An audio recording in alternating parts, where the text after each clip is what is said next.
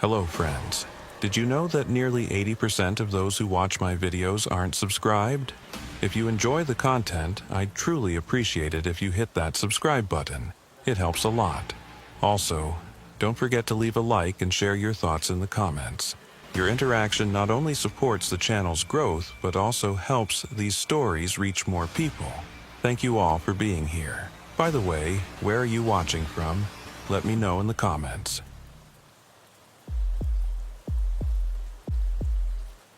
The call came on a Tuesday morning in late September at 2:17 a.m.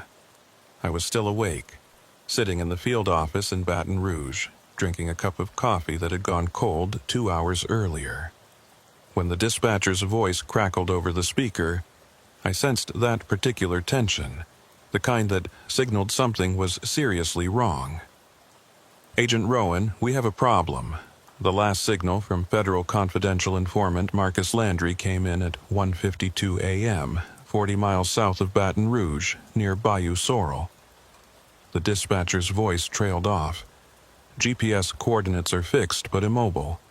No response to calls for the last 23 minutes. I set my coffee cup on the table and felt that familiar tightening in my chest. Marcus Landry had been my confidential informant for 18 months. Providing us with information about a drug trafficking gang operating in the Louisiana swamps. During active surveillance, he was required to report every 6 hours. The loss of his signal was not only alarming, but potentially catastrophic. "Any last transmission?" I asked, already reaching for my jacket. "Audio only. Dispatch recorded it." There was a clicking sound, then static. Then Marcus's voice came through, barely above a whisper. "Something's not right out here. The water. There's movement in the water. Not a gator, something else."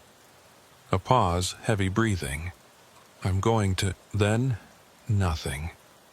Just the wet sound of something dragging across a surface, like fabric pulled through mud. Then the line went dead. I was in my vehicle within 3 minutes, heading south on Highway 1 with emergency lights cutting through the pre-dawn darkness. The September heat hadn't broken yet, and even at this hour the air felt thick and damp against my skin. As I drove, I tried to raise Marcus on every available channel. Nothing came back except static, and the occasional garbled word that might have been interference, or might have been something else entirely. The GPS coordinates led me to a boat launch near Pierre Part, where the road ended and the bayou began. I'd been out here before during an earlier phase of the investigation, but never this deep and never alone. The launch was deserted, except for my vehicle and one other, a rusted pickup truck that I recognized as belonging to Marcus. His boat was gone. I pulled out my tactical flashlight and swept it across the launch area. The beam caught fresh tire tracks in the mud, recently made, leading down to where the water lapped against the concrete ramp. But there was something else, too. Drag marks, as if something heavy had been pulled from the truck bed to the water's edge. The marks were irregular, not like a boat trailer would make. More organic somehow. The air smelled wrong. Bayou water always has that particular scent. A mix of decay and life, mud and vegetation. But this was different, sharper, almost metallic, like old blood mixed with something I couldn't quite identify. I've been doing this work for 12 years, and I've learned to trust my instincts about smell. This smell was telling me to turn around. Instead, I called it in. "Dispatch, Agent Rowan, I'm at the Pierre Part launch. Subject's vehicle is here, but no sign of subject, requesting backup in a search boat." The response came back within seconds. "Copy that, Agent Rowan. Closest backup is 40 minutes out. Marine unit is 2 hours minimum. Do you want to wait for support?" I looked out at the dark water, knowing that every minute counted if Marcus was still alive out there. The GPS coordinates placed his last known location about 3 miles into the swamp, following the cypress-lined channels that wound through the marsh like veins. 3 miles wasn't far by land, but in a Louisiana swamp at 3 in the morning, it might as well have been another country. "Negative," I said. "I'm going in. I'll maintain radio contact." I should have waited. That's what the protocols say, what my training demanded. But Marcus was my responsibility, and if there was even a chance he was alive, injured, waiting for help in that black water, I couldn't justify sitting on my hands for 2 hours while a Marine unit mobilized. There was a rental agency next to the launch that kept a few aluminum boats chained up for fishermen. I knew the owner, a man named Boudreaux, who'd helped us before. I called him, woke him up, explained the situation. He gave me permission to take one of the boats and the location of the key. Within 10 minutes, I had a 12-foot aluminum boat in the water with a small outboard motor attached. The motor started on the third pull, coughing blue smoke into the humid air.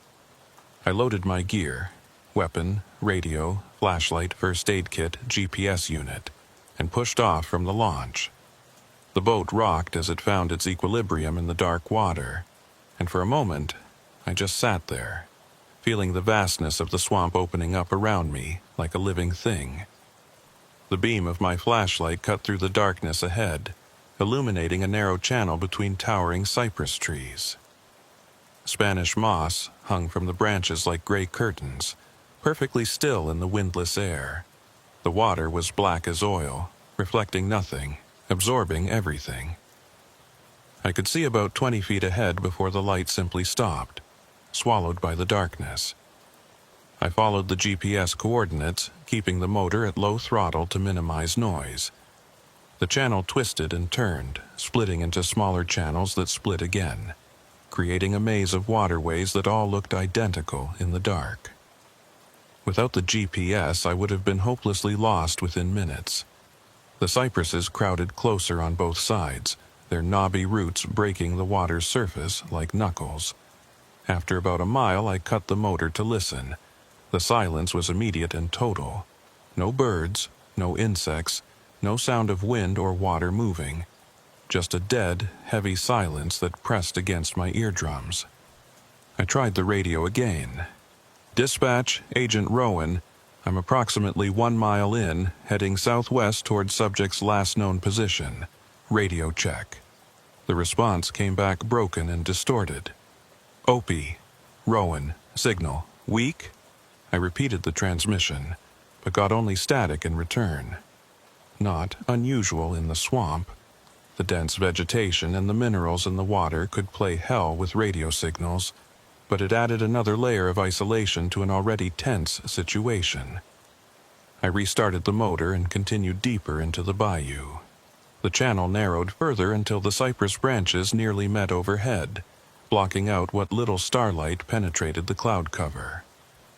My flashlight beam became the only source of illumination, and I found myself checking behind me more and more frequently, unable to shake the feeling that something was following just beyond the reach of the light. At the 2-mile mark, I saw the first sign of Marcus, a piece of his equipment, a waterproof document bag we'd issued him, floating in the water near the base of a large cypress. I cut the motor and drifted closer, using an oar to fish the bag out of the water. It was open, empty, the seal broken. Marcus wouldn't have opened it out here unless something had gone seriously wrong. I played the flashlight beam across the surrounding water, looking for any other signs.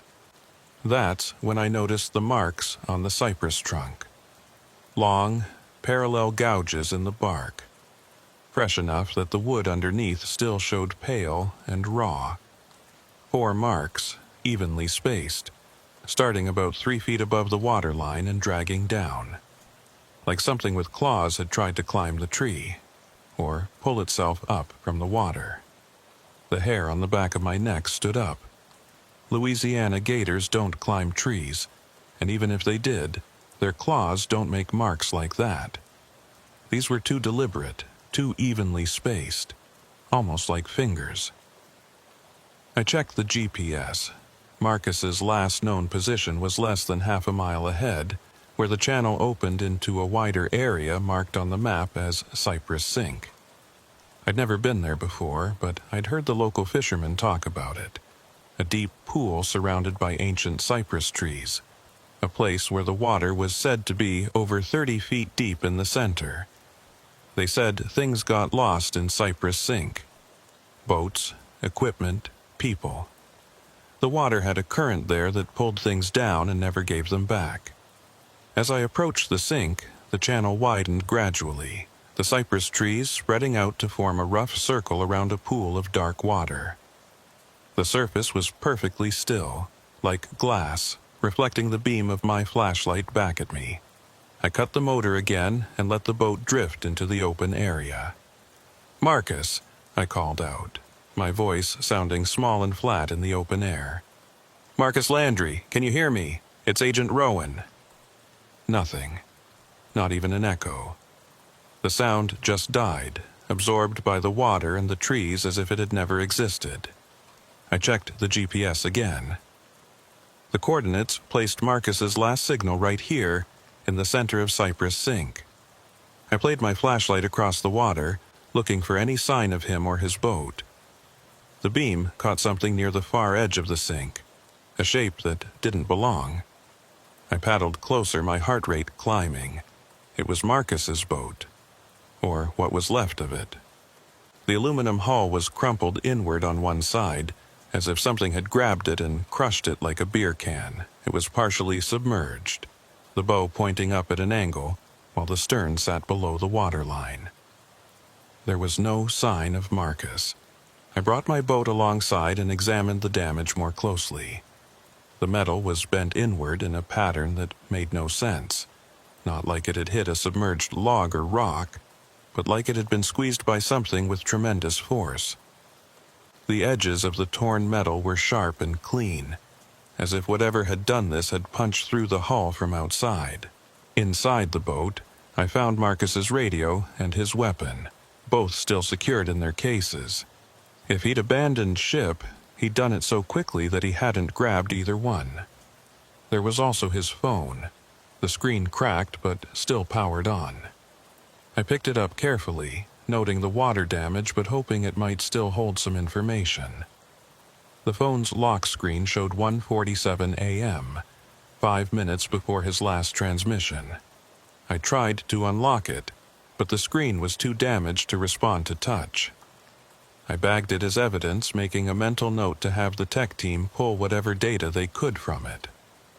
That's when I heard it. A sound from somewhere in the darkness beyond my flashlight beam. It started low, almost subsonic. A rumble that I felt in my chest more than heard with my ears. Then it rose in pitch, becoming something between a groan and a hiss. Wet, organic, utterly unlike anything I'd ever heard before. I spun the flashlight towards the sound, but the beam showed nothing except dark water and the black silhouettes of cypress trees.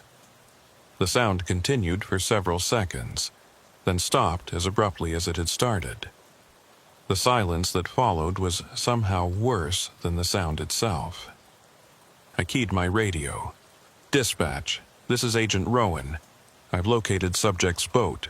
Vessel is damaged and subject is not on board.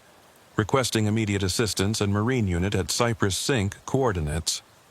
I read off the GPS numbers. The radio crackled back with broken words. "OP, sending, caution. They're strange. Repeat, last, dispatch. You're breaking up. Other team, sink, years, never." The transmission dissolved into static. I tried several more times to raise them, but got nothing except white noise. I was effectively on my own. I made a decision. I would do a quick perimeter search of Cypress Sink, looking for any sign of Marcus, then return to the launch and wait for backup. No heroics, no unnecessary risks. Just a systematic search of the immediate area, then retreat.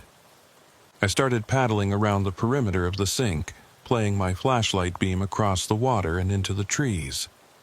The beam caught occasional glimpses of movement, something sliding into the water, a ripple that moved against the current. shadows that seemed to shift position when I wasn't looking directly at them. Each time, my hand went to my weapon, but there was never anything solid to aim at. I was about halfway around the perimeter when I saw the light. It appeared without warning, maybe 50 yards away, deep in the cypress trees on the far side of the sink. A pale, blue-green glow, hovering about 6 feet above the water, perfectly stationary. It wasn't a flashlight. The quality of the light was wrong, too diffuse, too steady, and it made no sense for anyone else to be out here at this hour. "Federal agent," I called out. "Identify yourself." The light didn't move, didn't respond, just hung there in the darkness like a malevolent eye, watching me. I started the motor and headed toward it, keeping my flashlight trained on the glow. As I got closer, I could see that it wasn't attached to anything. It simply floated in the air between the trees, casting no shadows, illuminating nothing around it. The color reminded me of foxfire, the bioluminescent fungi that sometimes grew on rotting wood, but foxfire doesn't float, and it doesn't glow that brightly. When I was about 20 yards away, the light moved. It didn't bob or drift like something suspended in air. It shot sideways with sudden violent speed, disappearing behind a cluster of cypress trees. I swung the boat to follow it, but when I came around the trees there was nothing there. The light was gone. I killed the motor again and listened. For a moment there was only silence. Then I heard it, a sound like wet breathing, rhythmic and slow, coming from somewhere close by. Too close. I spun the flashlight in a circle, checking all sides of the boat, but saw nothing. The breathing stopped. In its place came a new sound, something moving through the water just below the surface. I could see the ripples it created, moving in a circle around my boat, maybe 10 feet out. Whatever it was large. Larger than any gator I'd ever encountered. I drew my weapon and aimed at the ripples, tracking their movement. My finger rested on the trigger, every muscle in my body tensed. The ripples moved faster, tightening the circle, 5 feet out now, close enough that I could have hit it with a thrown rock. Then they stopped. The water went still. The breathing sound faded away, and I was alone again in the silence. I sat there for what felt like hours but was probably only minutes, heart pounding, weapon drawn, waiting for something to happen. Nothing did. The water remained still. The darkness remained complete except for my flashlight beam. The swamp had swallowed whatever had been circling my boat, pulled it back down into the depths where it belonged. I made the decision to retreat.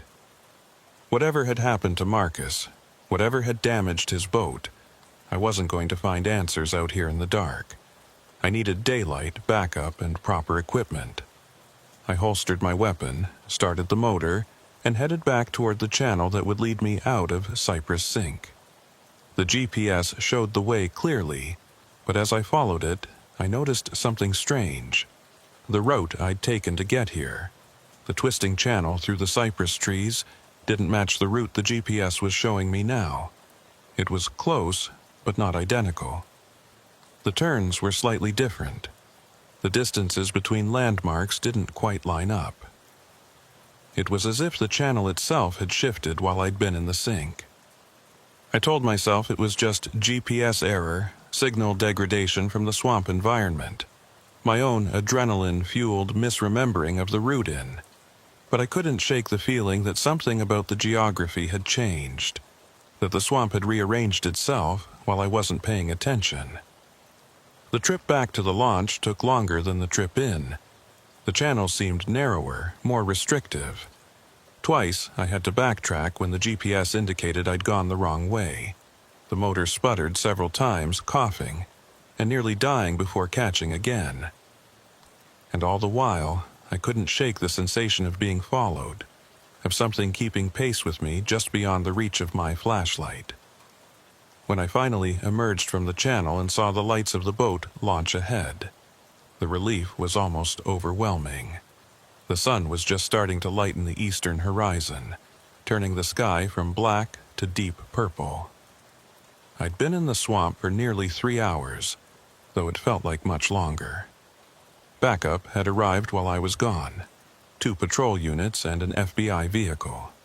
Special Agent Dalton Briggs was waiting for me at the launch, along with 2 local deputies.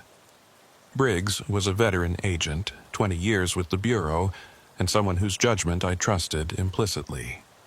"Rowan," he called out as I tied up the boat. "You look like hell. What happened out there?" I climbed out of the boat, my legs unsteady on solid ground. "Marcus is gone. I found his boat, damaged, no sign of him. Something's wrong out there, Briggs. Something that doesn't fit." I spent the next hour giving my report while the sun came up over the bayou. I told them everything: the damaged boat, the strange sounds, the light, the movement in the water. I could see the skepticism in some of their eyes, the way Briggs's expression tightened when I described the floating light and the breathing sounds. But he didn't interrupt, and he didn't dismiss anything I said. "The Marine unit is on its way," he said when I finished. "They'll do a full search of Cypress Sink and the surrounding area. We're also bringing in a dive team from New Orleans. If Marcus is in that water, we'll find him." But they didn't. The Marine unit searched for 3 days, covering every inch of Cypress Sink and the channels around it. The dive team went down as deep as they could safely go, probing the murky bottom with specialized equipment. They found nothing. No body, no additional evidence, no explanation for what had happened to Marcus Landry. They did find something else, though. When the dive team examined Marcus's boat more closely in daylight, they discovered traces of an organic compound in the damaged metal, something the initial analysis couldn't identify. It wasn't fish slime, wasn't plant matter, wasn't anything in the standard database. The lab kept the samples for further analysis, but no conclusive results ever came back. The official report listed Marcus Landry as missing, presumed dead, cause unknown. The investigation was kept open but moved to cold case status after 6 months. The drug trafficking operation we'd been investigating fell apart without Marcus's intelligence, and the people he'd been feeding us information about scattered to the wind. But that's not the end of the story. At least not for me. I went back to Cypress Sink 3 more times over the following weeks. Always in daylight. Always with backup. I wanted to understand what I'd encountered that night, to find some rational explanation for the sounds, the light, the movement in the water. Each time the place seemed different, quieter, emptier, more like just another Louisiana swamp and less like the malevolent presence it had felt like in the darkness. The floating light never appeared again. Neither did the breathing sounds or the circling ripples. It was as if whatever had been there that night had retreated back into the deep places, content to remain hidden in the daylight world. But sometimes, late at night when I'm trying to fall asleep, I hear it again. That wet, dragging sound from Marcus's last transmission. The sound of something moving through water. Something that doesn't belong. And I remember that circle of ripples around my boat, the way they tightened like a noose, the way they stopped just before reaching me. Whatever was in Cypress Sink that night, it let me go. It could have done to me what it did to Marcus, could have crushed my boat and pulled me down into that black water. But it didn't. Sometimes I wonder if it was mercy. Other times I think it was something else. A warning, maybe, or a message. Stay out of the deep places. Some investigations aren't meant to be concluded. Some questions aren't meant to be answered. I still have Marcus's phone in an evidence box in my office. The tech team was never able to recover any data from it. The water damage was too severe.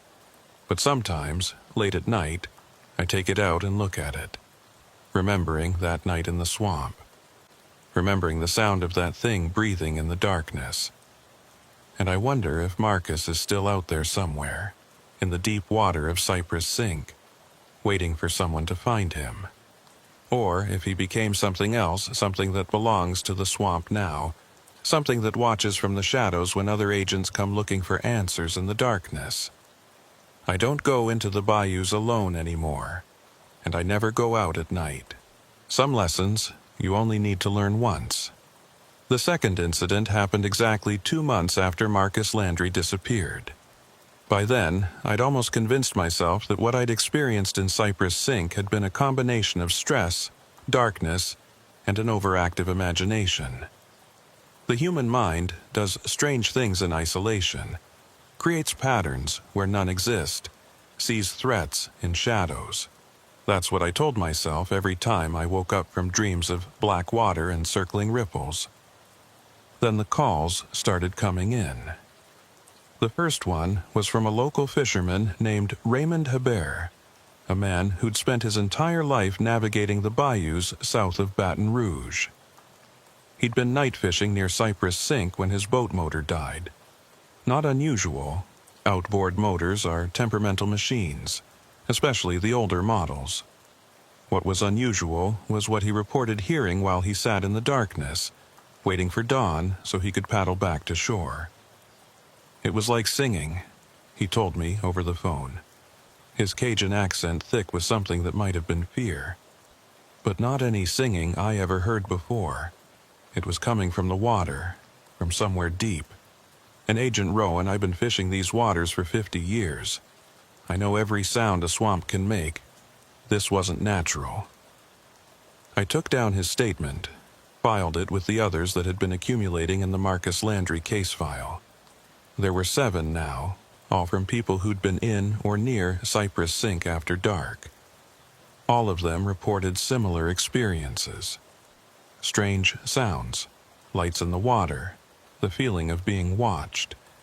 2 of them mentioned seeing something large moving below the surface, too big to be a gator, too deliberate in its movements to be a sturgeon. Special Agent Briggs called me into his office on a Thursday afternoon. He had the case file spread across his desk, along with topographical maps of the Bayou Sorrel area. His expression was troubled. "I've been looking at these reports," he said without preamble. 8 separate witnesses, all credible, all describing anomalous activity in the same general area. That's not coincidence, Rowan. I sat down across from him. "You think something really is out there?" "I think something happened to Marcus Landry, and I think whatever it was might happen again if we don't figure it out." He tapped one of the maps. "I want you to organize a proper investigation. Daylight operation, multiple boats, sonar equipment, maybe bring in some wildlife specialists from LSU. Let's approach this scientifically and see what we find." It took a week to organize everything. We assembled a team of 6, myself, 2 other federal agents, a marine biologist from Louisiana State University named Dr. Everett Price, and 2 local guides who knew the bayou system better than anyone. We had 3 boats, handheld sonar units, water sampling equipment, and enough communications gear to stay in constant contact with both each other and the command post we'd set up at the Pierre Part launch. We went in at 9 a.m. on a clear November morning. The weather was cooperating, temperature in the low 70s, no wind, excellent visibility, perfect conditions for what we were planning. The trip to Cypress Sink took about 45 minutes at cruising speed, following the same route I'd taken that night 2 months earlier. In daylight, with multiple boats and plenty of backup, the journey felt completely different. The cypress trees were still imposing, the channels still narrow and winding, but without the darkness and isolation, the swamp looked like what it was. A wild, beautiful ecosystem, home to countless species of birds, fish, and reptiles. Dr. Price was in my boat, setting up his equipment as we navigated the channels. He was a thin man in his 50s with the weathered skin of someone who spent most of his time outdoors. He'd brought an array of instruments I didn't fully understand. hydrophones for listening to underwater sounds, pH meters for testing water chemistry, even a specialized camera system for capturing images in murky water.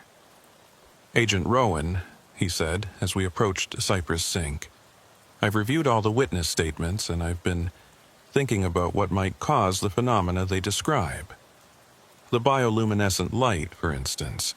There are several species of dinoflagellates that produce light when agitated, though they're typically marine rather than freshwater organisms. But it's possible that—" "Doctor," I interrupted gently, "I appreciate the scientific perspective, but I was there that night. What I saw wasn't dinoflagellates, it was something else." He looked at me with patient skepticism. "I understand you had a traumatic experience, Agent, but in my experience, most unusual sightings have perfectly rational explanations once we gather sufficient data. That's why we're here, to collect that data." We emerged into Cypress Sink just before 10 a.m. In daylight, the place looked nothing like the malevolent void I remembered. The water was still dark, but you could see the brownish color was from tannins leached from the cypress roots, not from impossible depth. The trees around the perimeter were ancient and impressive, their gnarled trunks and hanging moss giving the area a cathedral-like atmosphere. It was beautiful in its own wild way. The other two boats joined us in the center of the sink. We formed a loose triangle, keeping about 30 yards between vessels. Agent Melissa Holt was in command of the second boat, with one of the local guides. Agent Wayne Mercer commanded the third boat with the other guide. Both agents were experienced field operators, people I'd worked with before and trusted completely. "Command, this is Rowan," I said into my radio. "All 3 teams are on site at Cypress Sink, beginning survey operation." "Copy that, Rowan," came Briggs's voice from the launch. "We have GPS on all 3 boats. Proceed with caution and maintain regular check-ins." Dr. Price deployed his first piece of equipment, the hydrophone. He lowered it into the water on a cable, watching a small screen that displayed the audio waveforms it was picking up. "Remarkable," he murmured. "The acoustic signature down there is quite complex. Lots of biological activity. Fish, invertebrates, possibly some mammals. Nothing unusual so far." I looked over at where Marcus's boat had been found, now long since towed away for evidence. The memory of that crushed aluminum hull was still vivid in my mind. "Doctor, how deep is this sink? The local fishermen say it's 30 feet or more in the center." Price consulted another instrument. "Sonar is reading interesting. The bottom is uneven. Looks like there's a depression in the center, possibly a sinkhole. The deepest point is measuring at 43 feet. Quite deep for a bayou system. 43 feet. Deep enough to hide a body. Deep enough to hide something larger than a body."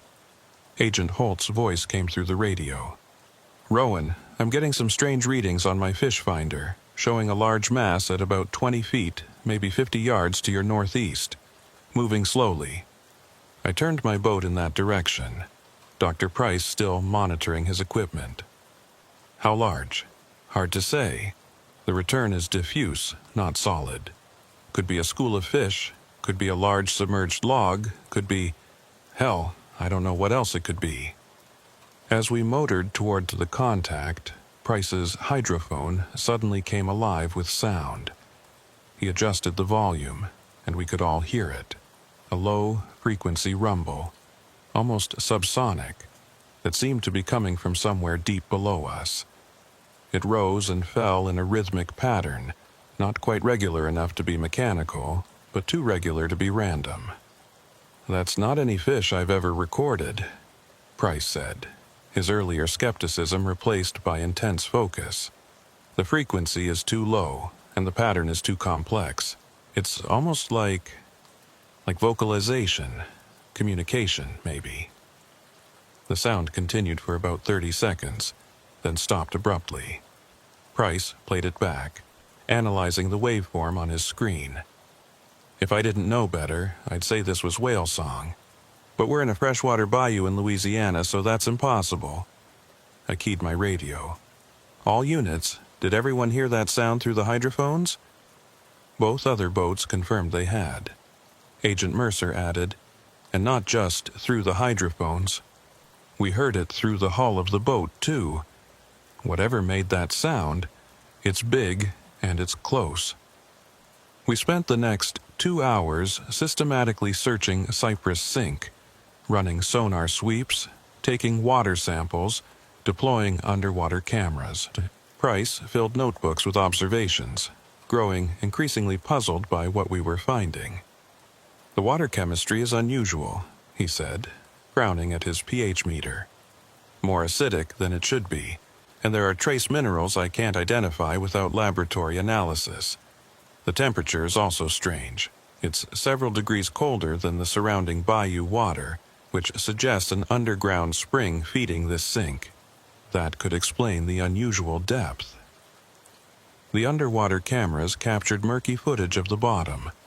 Lots of fallen logs, some old tires and debris, the skeletal remains of several large fish. But nothing that would explain Marcus's disappearance or the reports from witnesses. At around noon, we broke for lunch, all 3 boats rafting together in the center of the sink. The local guides shared their thoughts about the area as we ate.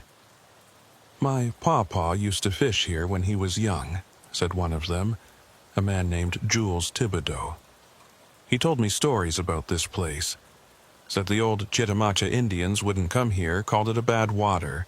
Said things went in and didn't come out." "Superstition," Dr. Price said dismissively. "Every isolated body of water has legends attached to it." "Maybe," Jules said, unbothered by Price's skepticism. "But my pawpaw was a practical man, Agent, not given to tall tales. And he told me he saw something here once when he was a boy. Something big in the water, bigger than any gator. Said it surfaced for just a moment, just long enough for him to see it wasn't any animal he recognized. Then it went back down and never came up again."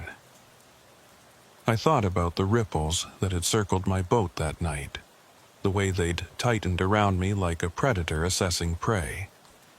Did he say what it looked like? He wouldn't talk about it in detail. But he never came back here after that day, and he warned me to stay away too. Of course, I didn't listen. Been guiding fishing trips out here for years, and I never seen nothing unusual. He paused. Until 2 months ago, night after that federal man disappeared. I was running a late trip, and we passed by here around 11 p.m. We all heard it, that singing sound, like what we heard today, but louder, clearer. Scared my clients so bad they insisted we head back immediately. I didn't argue with them. The afternoon passed without incident. We continued our surveys, documented everything we could, collected samples that Dr. Price promised to analyze thoroughly. By 3 p.m., we'd covered every section of Cypress Sink at least twice. We'd found nothing that would explain the anomalies, nothing that would account for Marcus's disappearance. "I think we should call it," Agent Holt said over the radio. "We've been thorough, and we're not finding anything actionable. Maybe whatever was here that night is gone now." I was about to agree when Dr. Price's equipment came alive again. The hydrophone was picking up that same low-frequency sound, but louder this time, closer. And there was something else, a higher-pitched sound layered over it, almost like clicks or snaps. "That's echolocation," Price said, excitement creeping into his voice. "Something down there is using sonar mapping its environment. But the signature's all wrong for any freshwater species I know. The frequency range is too broad, too sophisticated." The clicking sounds intensified, and I realized they were coming from multiple directions.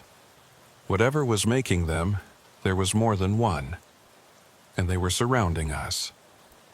"All boats, stay close," I ordered, feeling that familiar tension returning to my chest. "Keep engines running and be ready to move." The clicking sounds continued for perhaps a minute, seeming to move around us in a coordinated pattern. Then they stopped. The silence that followed was absolute. Even the normal background sounds of the swamp seemed to have ceased. No birds, no insects, no fish breaking the surface. That's when Agent Mercer's voice came through the radio, tight with tension. "Rowan, I've got visual contact with something. Northeast of my position, maybe 40 yards out. It just surfaced briefly, then went back under." "Can you describe it?" "Negative. It was only visible for a second, maybe less, but it was big, really big." I grabbed my binoculars and scanned the area Mercer had indicated. The water surface was disturbed, showing the ring pattern of something that had recently surfaced and submerged. But as I watched, the rings faded, and the surface went still again. Dr. Price was staring at his sonar screen, his face pale. "Agent Rowan, you need to see this. I'm picking up multiple large contacts, depths varying from 20 to 30 feet. They're in a formation around us, a deliberate formation." I looked at the screen. 5 distinct contacts, arranged in a loose circle around our 3 boats, each one reading as approximately 8 to 10 feet in length. As I watched, they began to move, maintaining their positions relative to each other, tightening the circle. "Command, this is Rowan," I said into the radio, keeping my voice as calm as possible. "We have multiple unknown contacts in the water around our position. Contacts are large and appear to be coordinating their movements, requesting permission to withdraw." Briggs's response came back immediately. "Approved. All units return to launch immediately, maintain formation, and proceed at best speed."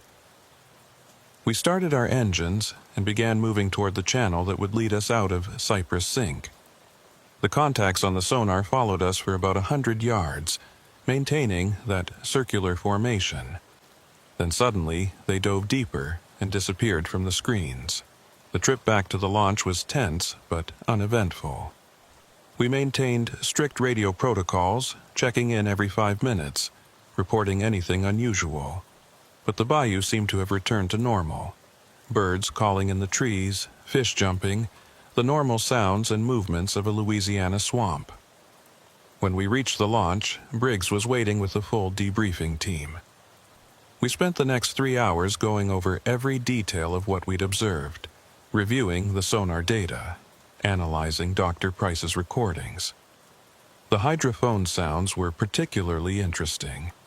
When Price slowed them down and filtered them through various audio processing software, they revealed a complex structure that suggested intentionality. "If I didn't know these were recorded in a Louisiana bayou," one of the audio technicians said, "I'd swear these were whale communications. The complexity, the patterning, the apparent meaning embedded in the variations, it's remarkably similar to humpback whale song." But whales don't live in Louisiana bayous, and even if one had somehow gotten trapped in the swamp system, it couldn't survive in the shallow freshwater environment for long. Whatever we'd encountered in Cypress Sink wasn't a whale.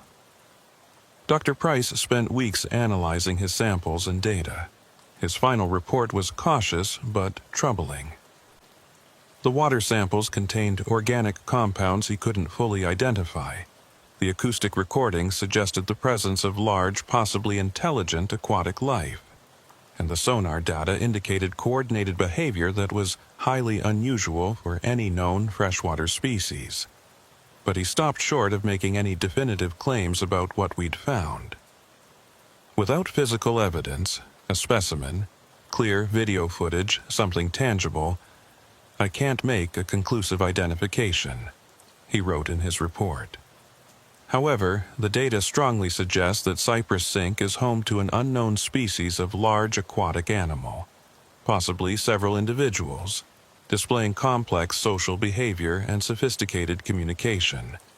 Further investigation is warranted, preferably with more advanced equipment and a larger research team. That investigation never happened. 3 weeks after our expedition, The federal budget for the fiscal year was finalized, and there was no money allocated for mysterious aquatic creatures in Louisiana bayous. The Marcus Landry case remained open but inactive. The reports from witnesses continued to come in occasionally, but without the resources to investigate properly, they simply accumulated in the case file. I thought about requesting a transfer, putting Cypress Sink and everything associated with it behind me, but something kept me from doing it. Maybe it was a sense of unfinished business, or maybe it was something else. A need to understand what had really happened to Marcus, what had circled my boat that night in the darkness. About a month after the daylight investigation, I got a call from Raymond Habert, the fisherman who'd first reported hearing strange sounds near Cypress Sink. His voice was shaking. "Agent Rowan, you need to know something. Last night I was out on the bayou, nowhere near Cypress Sink. I've been avoiding that place like you told me. But I heard them sounds again, that singing, coming from a different part of the swamp, maybe 5 miles north of the sink. Whatever's in there, Agent, it's moving. It's not staying in one place." I took down the location and passed the information along to Briggs. He looked at the map, then at me, and I could see the same thought in his eyes that was forming in my mind. If there were multiple creatures and if they were mobile, then Cypress Sink wasn't a contained situation. It was potentially much larger, much more complicated than we'd imagined. But without physical evidence, without clear proof of what we were dealing with, there was nothing we could do except continue to monitor the situation and hope that no one else disappeared into the bayou's black water. I still go out to Cypress Sink sometimes, usually in daylight, always with backup.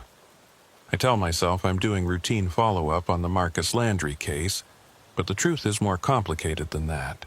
I'm drawn to that place in a way I don't fully understand, as if some part of me needs to go back, needs to see it again, needs to remember. The locals have started calling it the drowning quiet, that absolute silence that descends when the strange sounds stop, when the normal life of the swamp seems to hold its breath. They say it's a warning, a sign that something is close, something is watching. I don't know if they're right, but I know that whatever Marcus Landry found in Cypress Sink that night, whatever crushed his boat and pulled him down into the deep water, it's still there, still waiting, still watching. And sometimes, late at night, I wonder if it's waiting for me specifically. If I'm meant to go back one more time, to finish what Marcus started, to find the answers that lie at the bottom of that 43-foot sinkhole in the heart of the Louisiana swamp. But I'm not ready. Not yet. Maybe not ever. Some questions, once you've asked them, can never be unasked. Some investigations, once you've started them, can never be left unfinished. They stay with you, haunting the edges of your thoughts, pulling you back toward the darkness whether you want to go or not. Marcus Landry understood that, I think. In his last transmission, when he said something's not right out here, he wasn't just reporting an anomaly.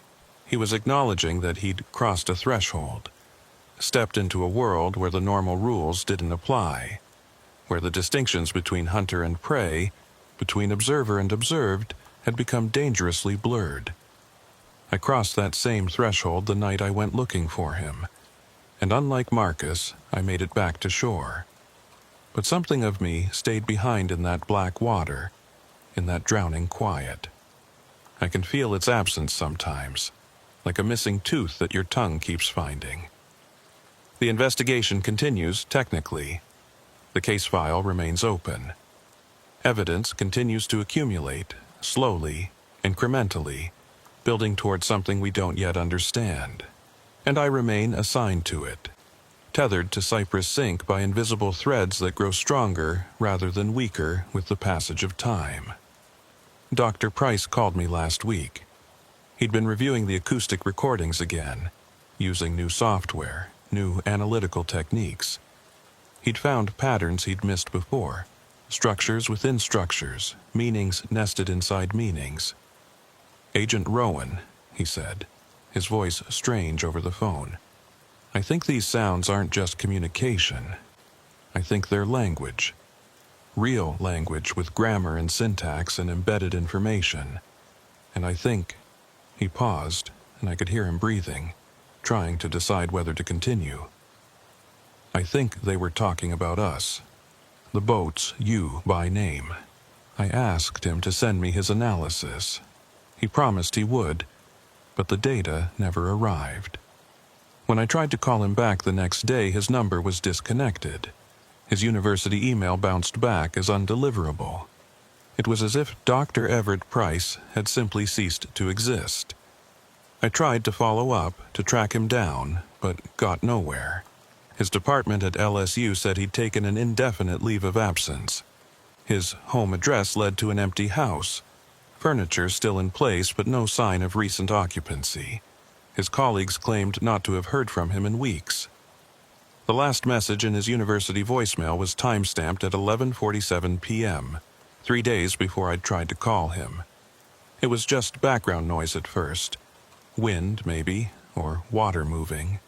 And then that sound, that wet breathing I'd heard in Cypress Sink, close enough to the microphone that it distorted the recording. Then Dr. Price's voice, barely a whisper. "I understand now. They've been here all along. We're the ones who don't belong." The message ended. There were no further communications. Special Agent Briggs told me to drop it, to focus on the Landry case and let university security handle the missing professor. But I knew there was a connection, knew that Price had found something in those recordings that had led him to some kind of revelation. A revelation that had cost him everything. I have the acoustic data on my personal drive now, encrypted and backed up in multiple locations. I've listened to it hundreds of times, trying to hear what Price heard, trying to understand the patterns he'd discovered. And sometimes, late at night with good headphones, I think I catch glimpses of it. Meanings that slide past just as I'm about to grasp them. Words in a language that predates human language, that exists in frequencies and rhythms we were never meant to decode.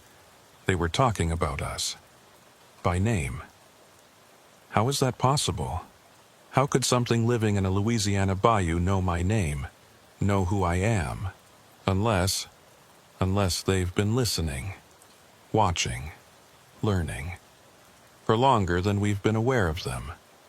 Maybe for as long as humans have been navigating these waterways, maybe longer. The Chitimaca called it bad water, avoided it for reasons they never fully articulated. Maybe they knew.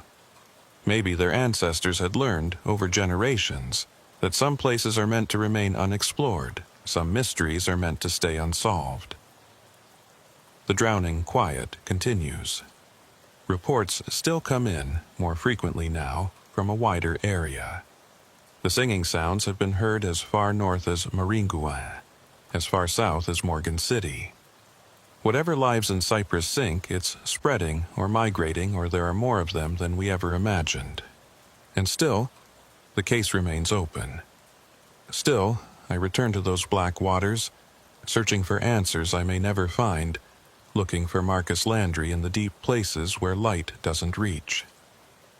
The swamp keeps its secrets, and some of those secrets, I'm beginning to believe, are meant to be kept. Winter came to the bayou, though winter in Louisiana meant temperatures in the 50s and occasional fog rather than snow. The fog was the worst part. It would roll in from the Gulf at night, thick and damp and impenetrable, turning the swamp into a maze where even the most experienced guides could lose their way. It was during one of these fog-laden nights in January that Agent Wayne Mercer disappeared. Mercer had been part of the daylight investigation at Cypress Sink, one of the agents who'd been in the boat when we'd picked up those coordinated contacts on sonar. Since then, he'd become as obsessed with the case as I was, spending his off hours reviewing the data, interviewing witnesses, trying to piece together a coherent picture of what we were dealing with. He'd also been going into the bayou alone. I didn't know about these solo excursions until after he vanished. Apparently, he'd been making regular trips to Cypress Sink and the surrounding waterways, usually in the early evening, always alone, carrying recording equipment and cameras. He'd been documenting sounds, trying to capture video footage, attempting to do what our official investigation couldn't, prove definitively that there was something unusual in those waters. His wife called me at 6:30 a.m. on a Thursday. Wayne hadn't come home the night before, and his truck was missing from their driveway. His phone was going straight to voicemail. She'd tried to reach him through official channels, but no one had heard from him since he'd left the office at 4 p.m. the previous day. I knew immediately where he'd gone. By 7 a.m., I was at the Pierre Part launch with a search team. Mercer's truck was there, parked in the same spot where Marcus Landry's truck had been found 4 months earlier. His boat was gone. According to the launch attendant, Mercer had arrived around 5:30 p.m. just before dusk and headed south into the bayou. He hadn't returned. Special Agent Briggs pulled me aside before we launched our own boats. "Rowan, I need you to be straight with me. Has Mercer been going out there alone? Has he been conducting unauthorized investigations?" I couldn't lie to him. I don't know for certain, but it's possible. He's been as invested in this case as I am, maybe more so. Briggs's jaw tightened. God damn it. I specifically ordered everyone to stay out of that area without proper authorization and backup. If he's been freelancing, he shook his head. Find him, Rowan. Bring him back. Whatever's going on in that swamp, we can't afford to lose another agent. The fog hadn't lifted yet, even though the sun was up. Visibility on the water was less than 30 feet, turning the bayou into a series of disconnected fragments, cypress trunks emerging from white void, channels that appeared and disappeared, sounds that seemed to come from everywhere and nowhere at once. We had 4 boats this time, 8 agents total, all equipped with GPS, radio, flares, and more firepower than was probably necessary for a search and rescue operation. But after what had happened to Marcus, no one was taking chances. The trip to Cypress Sink took twice as long as usual because of the fog. We had to navigate entirely by GPS, unable to see the normal landmarks that marked the route. The outboard motors sounded unnaturally loud in the muffled air, and every splash of water against the hull made me jump. My boat partner was Agent Melissa Holt, who'd also been part of the original daylight investigation. She was scanning the fog with a thermal imaging camera, hoping to pick up any heat signatures that might indicate Mercer or his boat. "Nothing yet," she said. "Just ambient temperature variations. The fog is making everything look like heat sources." We reached Cypress Sink around 9 a.m. The fog was even thicker there, reducing visibility to less than 20 feet. The 4 boats formed up in a line and began a systematic sweep of the area, moving slowly, calling out Mercer's name every few minutes. There was no response except our own voices, strangely flat and echoless in the fog. After an hour of searching, we found Mercer's boat. It was drifting near the eastern edge of the sink, engine off, no sign of damage. When we pulled alongside, we found his equipment still aboard. Camera, audio recorder, GPS unit, even his weapon and badge. Everything except Mercer himself. The camera was still on, its memory card nearly full. The audio recorder showed that it had been running until approximately 11:45 p.m. the previous night, then had been manually shut off. His GPS unit showed his position history. He'd arrived at Cypress Sink at 6:17 p.m. and had remained in the area for the next 5.5 hours, moving in a low, systematic pattern that suggested he'd been searching for something. I pulled the memory card from the camera and inserted it into a ruggedized laptop we'd brought along. The footage showed Mercer setting up his equipment as daylight faded, positioning cameras and hydrophones in the water, settling in to wait and watch. The early footage was routine. Shots of the darkening water, the cypress trees, occasional fish breaking the surface. Mercer's voice provided occasional narration. 1840 hours, no activity. Water temperature is 54 degrees. Fog starting to roll in from the south. As darkness fell, the footage became less useful. The camera couldn't capture much in the low light, just occasional shapes and shadows. But the audio track was clear. We could hear Mercer breathing, the sound of water lapping against his boat, the distant calls of night birds. Then, at 10:23 p.m., according to the timestamp, we heard it. That same low-frequency sound we'd recorded during the daylight investigation, but closer, much closer. And Mercer's response, "There it is. Oh Jesus, there it is. I'm seeing movement in the water, approximately 15 yards northeast. Something large. Multiple somethings. They're surfacing." The camera swung around, but the night vision function wasn't on, so the footage showed only darkness with occasional reflections of moonlight on water. But the audio was crystal clear, splashing sounds, that wet breathing we'd heard before, and Mercer's voice tight with excitement or fear or both. "They're circling the boat. I count at least 5 separate contacts. They're looking at me. I can see their eyes reflecting my flashlight. God, they're huge." A long pause, filled only with the sounds of movement in water and Mercer's rapid breathing. Then, "I'm going to try to communicate. I'm going to play back the recordings from last month, see if they respond." We heard the hydrophone recording start to play. Those same whale-like sounds Dr. Price had captured, the ones he'd believed were language. The sounds echoed across the water, tinny and strange from the boat's speakers. For a moment, nothing happened. Then the responses came, multiple sources, surrounding Mercer's boat. The sounds were different from the recorded ones, higher-pitched, more complex, as if in answer to what Mercer had played. And underneath them, we could hear Mercer's voice, barely a whisper. "They're answering. They're actually answering. This is incredible. This is..." The recording cut off abruptly. Not gradually, not with any sound of something going wrong, just stopped. As if Mercer had reached over and hit the off button. But Mercer's audio recorder had kept running for another 22 minutes. I pulled the recorder from its mount and played those final minutes through the laptop's speakers. All of us listened in silence, our boats drifting in the fog. For the first few minutes after the camera stopped, there was only silence. Then Mercer's voice, so quiet we had to turn the volume all the way up to hear him. "I understand now. Price was right. They've been trying to communicate with us. We just didn't. We couldn't comprehend the scale of what they were saying." A long pause, then, "They're showing me something. In the water. They want me to see. I'm going to look."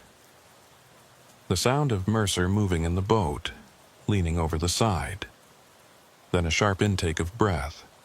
Oh God, it's Marcus. They kept him. They preserved him somehow. He's down there, suspended in the water, and he looks like he's asleep. But he's not asleep. He's part of it now. Part of their, I don't know what to call it, their colony, their collective. Another pause, longer this time. When Mercer spoke again, his voice had changed. Calmer, almost peaceful. "They're asking if I want to join. Not in words, but I understand them. They're offering. They don't mean harm. They never meant harm. We're too loud, too disruptive. We don't listen. We never learn to listen." A sound like water sloshing against the boat hull. Then, "I'm going to go with them, just for a little while, just to see, just to understand. If anyone finds this recording, tell my wife I'm sorry. Tell her I had to know. Tell her..." The recording ended, manually shut off, just like the camera had been. We sat in our boats, surrounded by fog, listening to the echo of Mercer's last words. No one spoke for a long time. Finally, Agent Holt broke the silence. He went in voluntarily. He chose to go with them. "We don't know that," I said, though even as I spoke the words, I knew they weren't true. We'd heard the recording. We'd heard Mercer's voice, heard the choice he was making. "Rowan," Briggs's voice crackled through the radio from the command post. "What did you find?" I keyed the transmit button, trying to figure out how to explain what we'd just heard. "We found Mercer's boat and equipment. We have audio recordings from last night. He made contact with something in the water. Multiple somethings, and I paused, knowing how insane this would sound. "He went with them, sir, by choice. He went into the water." The silence on the other end lasted so long I thought we'd lost the connection. Then Briggs spoke, his voice carefully controlled. "Repeat that last part, Agent." According to his own audio log, he made voluntary contact with the entities in the water and chose to enter the water with them. His exact words were, "I'm going to go with them." "Christ," Briggs muttered. Then louder, "All units, continue search. Focus on the water around Mercer's boat. If he's down there, we need to find him." We searched for the rest of the day and through the night, using every piece of equipment we had. Sonar, thermal imaging, even underwater drones equipped with lights and cameras. The drones descended into the murky water of Cypress Sink, their lights creating spheres of illumination in the darkness, revealing the debris-covered bottom 43 feet below. But we found nothing. No sign of Mercer, no sign of Marcus Landry, no sign of whatever creatures had been circling Mercer's boat the night before. The sink was empty, lifeless. Just another deep hole in a Louisiana bayou. Except we knew it wasn't empty. We'd heard the recordings. We'd seen the sonar contacts. We knew something was down there, something large and intelligent enough to communicate, to coordinate its movements, to understand human language and respond to it. Something that had taken Marcus Landry and kept him, preserved him in some way we didn't understand. And now it had taken Wayne Mercer, who had gone willingly into those black waters, seeking understanding. The official report listed Mercer as missing, presumed drowned. There was a memorial service, a flag ceremony, all the rituals we perform when an agent is killed in the line of duty. His wife received his pension and his posthumous commendation. The case file grew thicker with witness statements and evidence logs and photographs of an empty boat drifting in fog. But I knew the truth was more complicated than presumed drowned. Wayne Mercer hadn't drowned. He'd made a choice, crossed a threshold that I'd stepped back from, accepted an offer that I'd been too afraid to accept when those ripples had circled my boat in the darkness. Dr. Price had gone to them too, I was certain now. Whatever revelation he'd found in those acoustic recordings, it had led him to the same choice, the same threshold. And like Mercer, he'd chosen to cross it. The question that kept me awake at night was simple. Were they still alive down there somehow, suspended in the deep water like Mercer claimed Marcus was? Or had they died, and the creatures in Cypress Sink had simply kept their bodies, preserving them for reasons we couldn't fathom? I didn't have an answer, still don't. But I think about Mercer's words. They never meant harm. We're just too loud, too disruptive, we don't listen. What if he was right? What if everything we'd interpreted as threatening, the crushed boat, the circling movements, the strange sounds, was actually something else? Not aggression, but communication. Not hunting, but reaching out. Not threat, but offer. What if the creatures in Cypress Sink had been trying to make contact with us all along, and we'd been too afraid, too defensive, too human to understand? I went back to the sink one more time, 3 weeks after Mercer disappeared. I went alone, in darkness, breaking every protocol we'd established.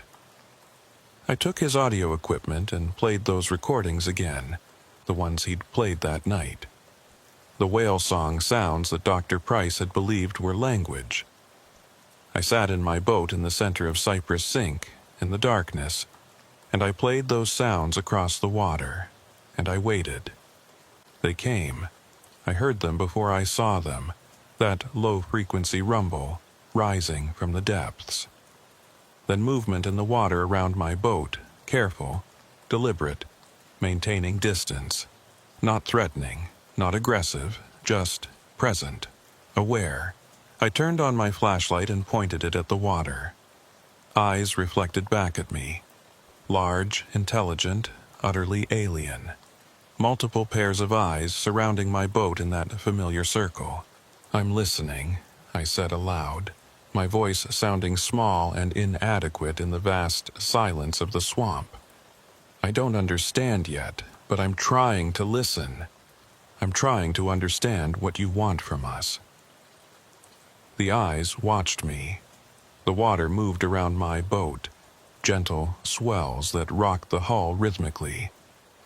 And then, from somewhere deep below, I heard it. A sound that might have been my name, pronounced in frequencies that human vocal cords could never produce, echoing up through 43 feet of water to reach me. They knew my name, just as they'd known Dr. Price's name, just as they'd known Wayne Mercer and Marcus Landry.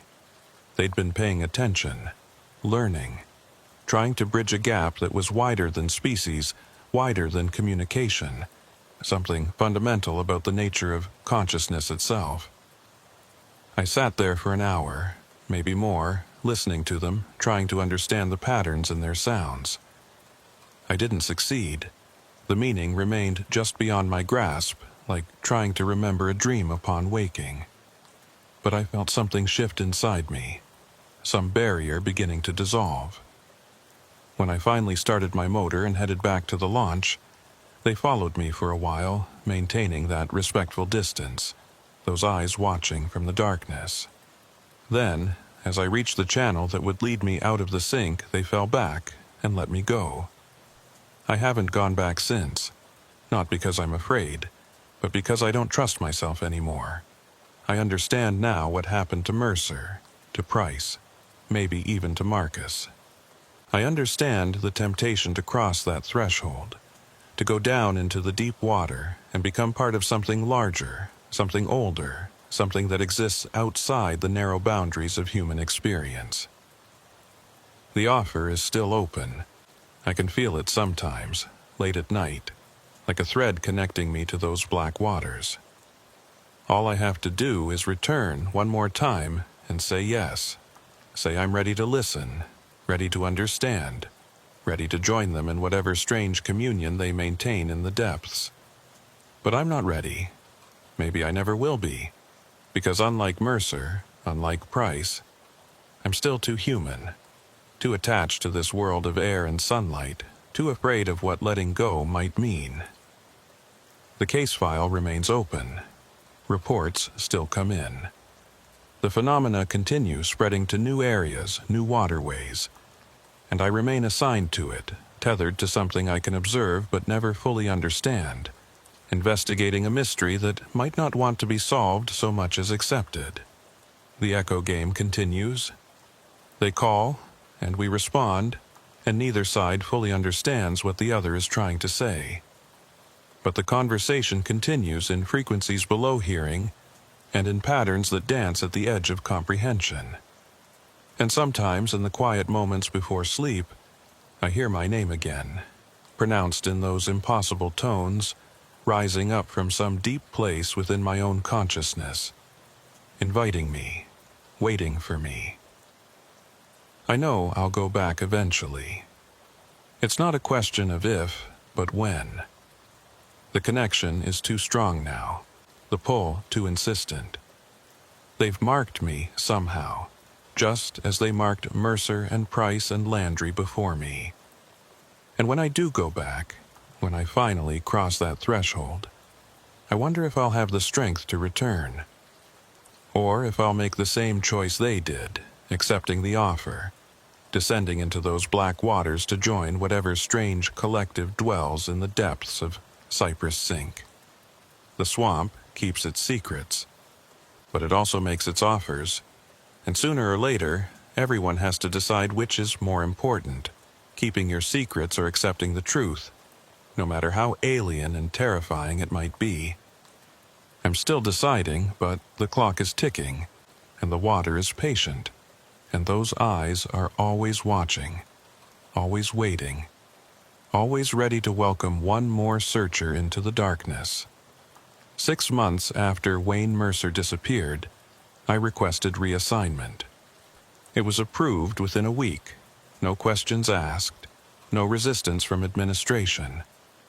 I think Special Agent Briggs was relieved to have me out of Louisiana, away from Cypress Sink and its accumulated mysteries. He never said it directly, but I could see it in his eyes during our final briefing. He thought I was too deep in it, too obsessed, too close to following Mercer over whatever edge he'd crossed. He was probably right. They sent me to the field office in Mobile, Alabama. Different state, different jurisdiction, different cases. I spent my days investigating financial fraud and organized crime, the kind of clean, understandable criminality that made sense, that followed rules, that could be solved with evidence and testimony and legal procedure. But at night, I dreamed of black water and eyes that glowed in darkness, and a voice speaking my name in frequencies that shouldn't exist.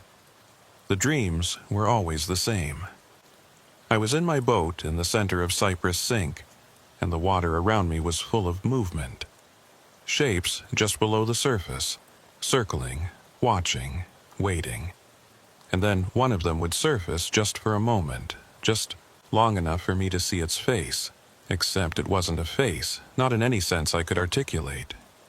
It was something else, something my sleeping mind couldn't quite render properly, so it kept shifting, changing, showing me glimpses of what might have been features but weren't, not really. And yet I recognized it somehow, knew it, felt a connection to it that went deeper than visual recognition. And then I would wake up, gasping, covered in sweat, my hands gripping the sheets like they were the edges of a boat that was about to capsize. I tried to put it behind me, I really did. I focused on my new cases, made new friends in the mobile office, even started dating a woman named Jennifer who worked in the DEA field office across town. I went to therapy, talked about stress and trauma and the cost of working cases where people don't come back. The therapist gave me techniques for managing anxiety, prescriptions for better sleep, advice about maintaining boundaries between work and personal life. None of it helped, because the problem wasn't trauma or stress or failure to maintain boundaries. The problem was that part of me was still in Cypress Sink, had never left, was standing at the edge of that threshold that Mercer and Price and Landry had crossed.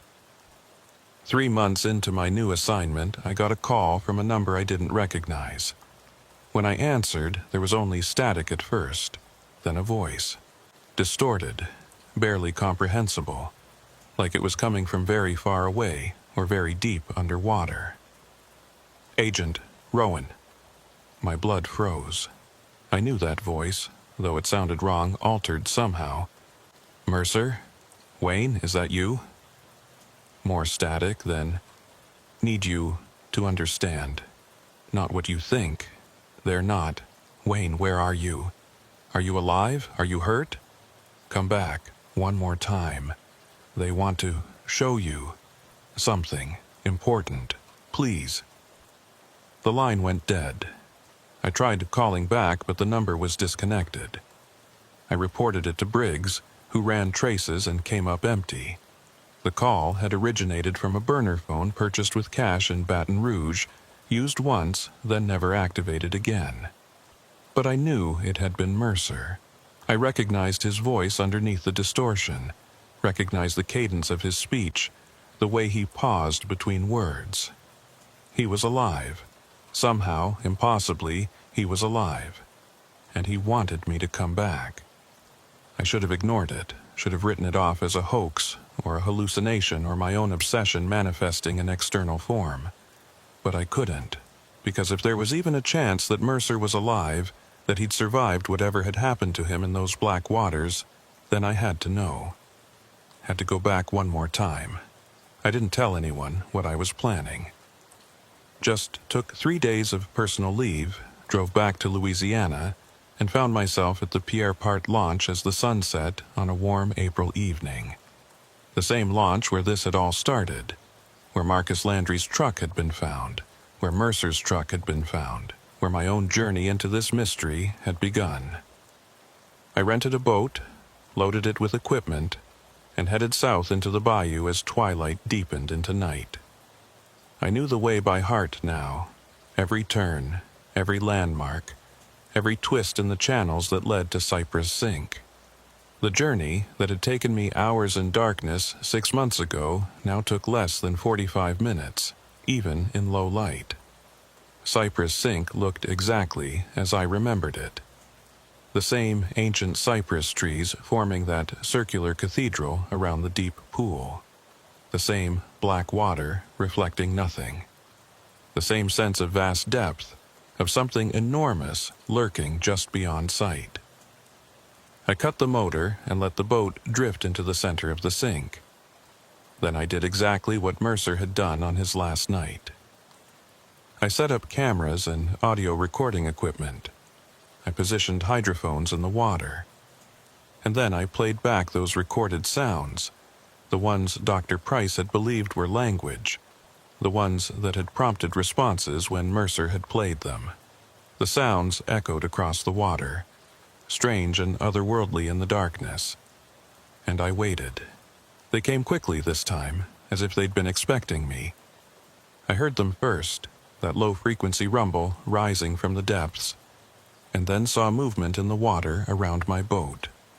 The same circular formation, the same careful coordination, the same sense of intelligent observation. I turned on my flashlight and pointed it at the water. Multiple pairs of eyes reflected back at me from the darkness. But this time, instead of maintaining distance, one of them came closer. Close enough that I could see more than just eyes. It surfaced about 10 feet from my boat, and my brain struggled to process what I was seeing.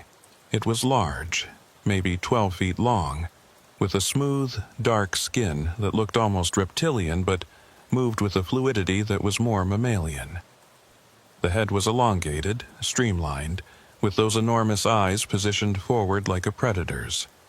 But the intelligence in those eyes was impossible to ignore. This wasn't an animal acting on instinct. This was something thinking, choosing, communicating. And then it spoke, not in words. It had no vocal apparatus that I could see that would produce human speech, but in images somehow projected directly into my mind. I saw Marcus Landry, not as I'd known him but as he was now, suspended in the deep water, his body changed, transformed into something that could survive in those depths. He wasn't dead. He was different. Still conscious, still aware, but no longer entirely human. I saw Wayne Mercer, too, similarly transformed, similarly suspended in the depths. And Dr. Everett Price, who had come to them not from the bayou but from some other waterway, following the same trail of evidence and mystery that had consumed us all. They weren't prisoners. They weren't victims. They were something else. Volunteers, converts, translators between two forms of consciousness that had evolved in parallel on this planet but had never successfully communicated until now. The creature showed me more. Images of ancient times, of waterways before humans had names for them, of a species that had lived in the deep places for millions of years, hidden, patient, occasionally glimpsed but never fully seen. They had watched us evolve, had observed our cities and our boats and our gradual domination of every ecosystem. They had tried to communicate with us before, in previous centuries, but we had lacked the technology or the framework to understand them. Until now. Until sonar and hydrophones and audio recording equipment had given us the tools to hear their language, to detect their presence, to begin to comprehend that we were not alone in these waters. The images shifted, showing me what they wanted. Not to harm us, not to replace us, but to connect with us, to share the waters of this planet in understanding rather than ignorance, to build bridges between the world above the surface and the world below. But they needed translators. Humans who could survive in their environment, who could carry human consciousness into the depths and help them understand how to communicate with us effectively. That's what Marcus and Wayne and Price had become. Bridges between worlds, translators between species.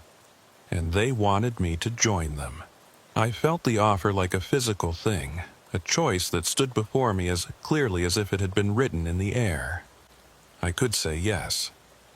I could slip into that black water and let them transform me into whatever Marcus and the others had become. I could be part of something larger, something older, something that existed in spaces human consciousness rarely touched. Or I could say no. I could go back to Mobile, back to my clean cases and my normal life. Back to pretending that none of this had ever happened. I could walk away from the mystery, leave it unsolved, except that some questions don't have answers. Or at least, don't have answers that humans can reach without ceasing to be human. I looked into those enormous eyes and I understood what Mercer had understood, what Price had understood. They weren't monsters. They weren't threats. They were just other, different. A parallel evolution of intelligence that had taken a different path, developed in a different medium, reached consciousness through a different route. And they were offering me a chance to understand them from the inside, to become part of their world, to experience consciousness in a form I couldn't imagine from this side of the threshold. I wanted to say yes. God help me, I wanted to. The temptation was enormous, overwhelming. A pull so strong it made my hand shake and my breath catch.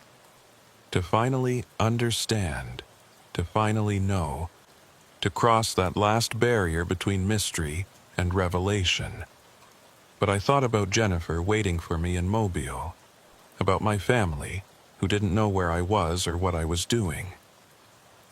About all the people who depended on me, who needed me to stay human, to stay tethered to this world of air and sunlight. I thought about the cases I still had to solve, the criminals I still had to catch, the people I still had to protect, about the life I'd built, the person I'd become, the commitments I'd made to a world that existed above the waterline. And I thought about what I would lose if I said yes. Not just my human form, but my human connections, my human understanding, my human existence. I would become something else, something that could never come back, never return to the life I'd known. The choice was mine. The creature in the water made that clear. They wouldn't take me by force, wouldn't trick me or coerce me. The offer was genuine and the decision was mine alone. I looked into those eyes one more time. Then I spoke, my voice shaking but clear. I can't. I'm sorry, but I can't. Not now. Maybe not ever. I'm not ready to stop being human. The creature sank back into the water without any sign of disappointment or anger. Just acceptance. And then, one by one, the others sank as well, disappearing into those black depths, taking their offer with them. I sat in my boat for a long time after they were gone, feeling the weight of what I'd refused, the magnitude of the choice I'd made. Part of me screamed that I'd made the wrong decision, that I'd turned away from the greatest mystery I would ever encounter, that I'd chosen comfort over understanding. But another part of me felt relief. I was still human, still myself, still tethered to this world and all its mundane complications. I started my motor and headed back to the launch as the first hints of dawn began to lighten the eastern sky. The journey out felt different than the journey in, lighter somehow, as if a weight I'd been carrying had been lifted. Or maybe it felt heavier, knowing what I'd left behind in those black waters. I never told anyone about that night. Not Briggs, not the therapist, not Jennifer. I wrote up a brief report about following a lead on the Mercer case. Found nothing. Case remains unsolved. They filed it away with all the other reports, all the other unanswered questions, all the other mysteries that accumulate in bureau basements and forgotten storage facilities. But I think about it every day. Wonder if I made the right choice. Wonder what Marcus and Wayne and Price are experiencing right now, down in the depths of Cypress Sink, existing in a form I can't comprehend, understanding things I'll never know. The dreams stopped after that night, or rather, they changed. Now, instead of drowning, instead of being pulled under, I dream of standing at the water's edge, watching shapes move in the depths, knowing they're still there, still waiting, still offering. The offer remains open. They made that clear. Anytime I want to return, anytime I'm ready to cross that threshold, they'll be waiting. The door isn't closed, just deferred. I'm 46 years old now. I have maybe 20 good years left in the bureau, then retirement, then whatever comes after. And I know that someday, when I'm old and my human connections have frayed and the prospect of continuing this human existence has lost its appeal, I'll probably go back one more time. I'll go back to Cypress Sink, and I'll say yes to the offer I refused. I'll slip into those black waters and let them transform me into whatever Marcus and the others became. I'll finally cross that threshold and understand the mystery that's haunted me for all these years. But not yet. Not today. Today I'm still human, still bound to this world of air and sunlight, still committed to the life I've chosen above the waterline. The case file remains open. It always will. Because some cases aren't meant to be solved. They're meant to be lived with, carried forward, returned to when the time is right. Marcus Landry is still listed as missing, presumed dead. So is Wayne Mercer. So is Dr. Everett Price. The official record will never change, because the truth is too strange, too impossible, too far outside the boundaries of what official records can accommodate. But they're not dead. They're just elsewhere, transformed, existing in a state that has no name in human language, experiencing consciousness in a form that human consciousness can barely touch. And they're waiting, not for rescue. They don't need rescue. But for understanding, for connection, for more translators to bridge the gap between their world and ours. I won't be the last person to receive their offer.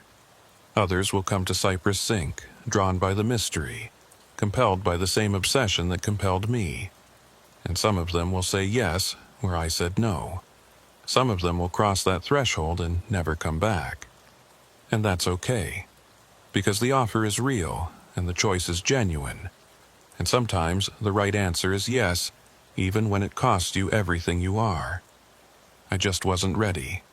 Not then, maybe not ever. But the water is patient. The depths are eternal. And the offer remains open, a standing invitation to anyone brave enough or desperate enough or curious enough to accept it. I drive past the Pierre Part launch sometimes, on my way to other cases, other mysteries, other investigations that have cleaner endings. I look out at the bayou, at those dark channels winding south into the cypress swamps, and I think about what lies at the end of those waterways, what waits in the depths of Cypress Sink, patient and ancient and utterly alien. And sometimes, late at night, I still hear my name spoken in those impossible frequencies, rising up from some deep place that exists both within me and beyond me, reminding me that the connection is still there, that I'm still marked, that the offer still stands. I'm still deciding, still standing at the water's edge, 1 foot in the human world and 1 foot pointing towards something else. Still trying to figure out which world I truly belong to. The swamp keeps its secrets, but it also keeps its promises. And when I'm finally ready to accept what it's offering, it will be there, waiting, ready to welcome me home to depths I've never known but somehow always belonged to. Until then, I carry the mystery with me. Every day, every case, every moment of human existence. I carry the knowledge that there are other forms of consciousness sharing this planet with us, other ways of being that exist just beyond the surface of our awareness. And I carry the weight of my choice, the yes I didn't say, the threshold I didn't cross, the transformation I deferred to some unknown future date. Maybe that's enough. Maybe just knowing is enough, without needing to cross over. Maybe I can serve as a different kind of translator, one who stays human, who carries the knowledge back into the human world, who stands at the boundary and refuses to let either side forget that the other exists. Or maybe I'm just afraid. Maybe I made the wrong choice, and I'll spend the rest of my human life regretting it, wondering what I would have become if I'd been brave enough to say yes. I don't know. I honestly don't know. But the water is patient, and the depths are eternal. And somewhere in the black waters of Cypress Sink, Marcus Landry and Wayne Mercer and Dr. Everett Price are waiting, transformed into something I can't quite imagine, experiencing consciousness in forms I'll never fully understand unless I join them. The case remains open, the mystery endures, and I remain tethered to both worlds, too human to leave, too changed to ever fully return to who I was before that first night in the swamp when I heard Marcus's last transmission and followed his signal into the darkness. Some investigations change you. Some mysteries mark you in ways that never wash off. Some cases become part of who you are, woven into your identity so thoroughly that you can't separate the investigator from the investigation, can't distinguish between the mystery you're solving and the person you're becoming. The Cypress track case did that to me. It took Agent Jack Rowan, federal investigator, and turned him into something else, something in between, something that exists at the boundary between the known world and the deep places, between human consciousness and whatever lies beyond. And maybe that's the real answer. Maybe I don't have to choose.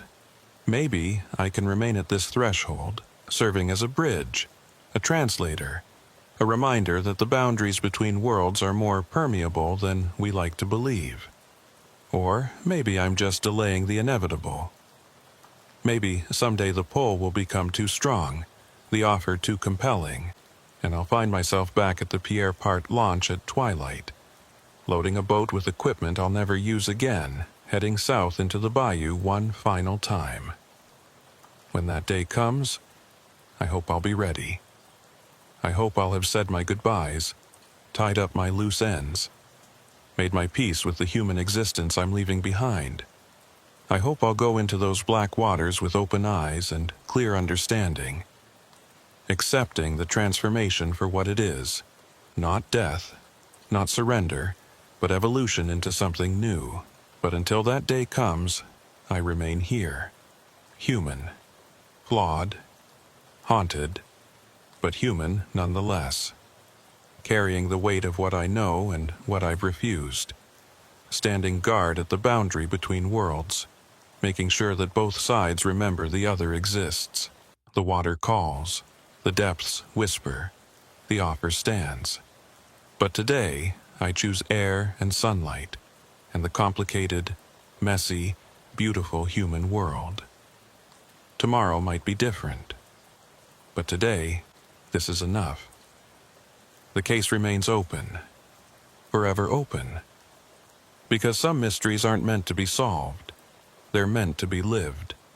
And I'm still living mine, one day at a time, one choice at a time, standing at the water's edge with my feet on solid ground and my eyes on the depths, forever balanced between two worlds, forever changed by what I've seen, forever marked by the mystery I didn't solve but learned to carry.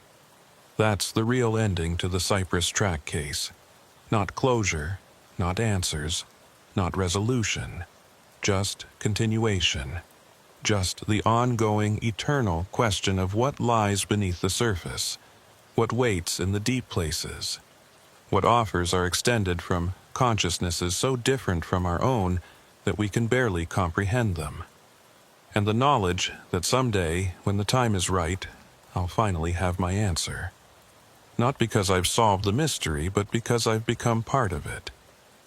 Until then, I wait and watch and listen to the water, which never stops calling my name in frequencies I almost understand, in languages I almost speak, in voices that promise transformation and understanding, and a kind of truth that exists beyond human comprehension. The swamp keeps its secrets, and I keep mine. And somewhere in the darkness between us, Marcus and Wayne and Price wait patiently, existing in forms I can't imagine, experiencing consciousness in ways I can only dream about. One day, I'll join them. But not today. Today, I remain human. And that's enough. It has to be. I'm 63 years old now. I retired from the FBI 7 years ago with full pension and a commendation for 28 years of service. I married Jennifer, divorced her 3 years later, remained friends. I have no children, no close family ties, nothing tying me particularly strongly to this human existence, except habit and inertia. I live alone in a small house near the coast in Alabama, close enough to the water that I can hear it at night, far enough away that I don't have to see it every day. I volunteer at a local community center, play chess with other retirees, maintain a garden that produces more tomatoes than I can eat. It's a good life, a simple life, a human life. But I still dream of Cypress Sink, still hear my name spoken in those impossible frequencies, still feel that connection, as strong now as it was 17 years ago when I first entered those black waters looking for Marcus Landry. The case was officially closed 12 years ago. Cold case protocols required it after a decade of no new leads. Marcus Landry, Wayne Mercer, and Dr. Everett Price were all declared legally dead. Their families held memorial services. The FBI moved on to other mysteries. But I know the truth, and I carry it with me every day. Last week, I got a phone call. Unknown number, no caller ID. When I answered, there was that familiar static, that sense of great distance or great depth. Then a voice, Wayne Mercer's voice, still altered but recognizable. "Jack," he said. And hearing my first name from someone who only ever called me Rowan made me catch my breath. It's time. If you're ready, if you still want to understand, come back. One last time, we're waiting. The line went dead. I sat there holding the phone for a long time, feeling that old pull, that old temptation, that old promise of transformation and understanding. I'm 63 years old. My human connections have frayed. My purpose in this world has dimmed. And I'm tired, not of living, but of standing at the threshold, of remaining between worlds, of carrying a mystery I've never fully resolved. Maybe it's time. Maybe the moment has finally come. Maybe I'm ready to cross that threshold I've stood at for 17 years, ready to accept the offer I've refused for so long. I've been making arrangements, putting my affairs in order, writing letters to the few people who might care where I've gone, planning one final trip to Louisiana, to the Pierre Part launch, to Cypress Sink. When I go, I won't be taking cameras or recording equipment, won't be conducting an investigation or gathering evidence. I'll just be accepting an invitation, finally saying yes to a question that's been hanging in the air since that first night when I heard Marcus's last transmission and followed him into the darkness. I don't know what I'll become. Don't know what consciousness looks like in those depths, what existence feels like when you're no longer bound by human form and human limitations. But I'm ready to find out, ready to finally understand the mystery that's defined half my life. The water is still calling my name. After all these years, after all this time, the offer still stands, and I'm finally ready to accept it. Next Tuesday, if the weather holds, I'll drive to Pierre Part. I'll rent a boat, though I probably won't need it. I suspect they'll meet me at the water's edge. And I'll slip into those black waters one final time. Not as an investigator, but as a volunteer. Not as a seeker of truth, but as someone ready to become part of the truth itself. I'm not afraid. That's the strangest thing. After 17 years of fear and hesitation and standing at the threshold, I'm not afraid anymore. I'm just ready. Maybe that's what they've been waiting for all along. Not for me to be brave, but for me to be ready.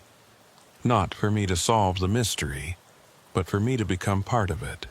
The Cypress track case will finally be closed, not because we've solved it, but because the last person who truly understood it will have crossed over into the answer, will have become part of what we were investigating all along. And maybe that's how it should be. Maybe some mysteries can only be resolved by becoming them. Maybe some questions can only be answered by transforming into the answer. I'll find out soon enough. The water is patient. The depths are eternal. And I'm finally ready to go home to a place I've never been, but somehow always belonged to. See you in the deep places. The first time I heard about Parish Road 447, it was already too late for the 2 technicians who'd gone missing there. I'm Agent Kyle Holt, and I've been with the FBI's Evidence Response Team for 11 years. My job is technical, documenting crime scenes, collecting evidence, processing data. I'm not an investigator in the traditional sense.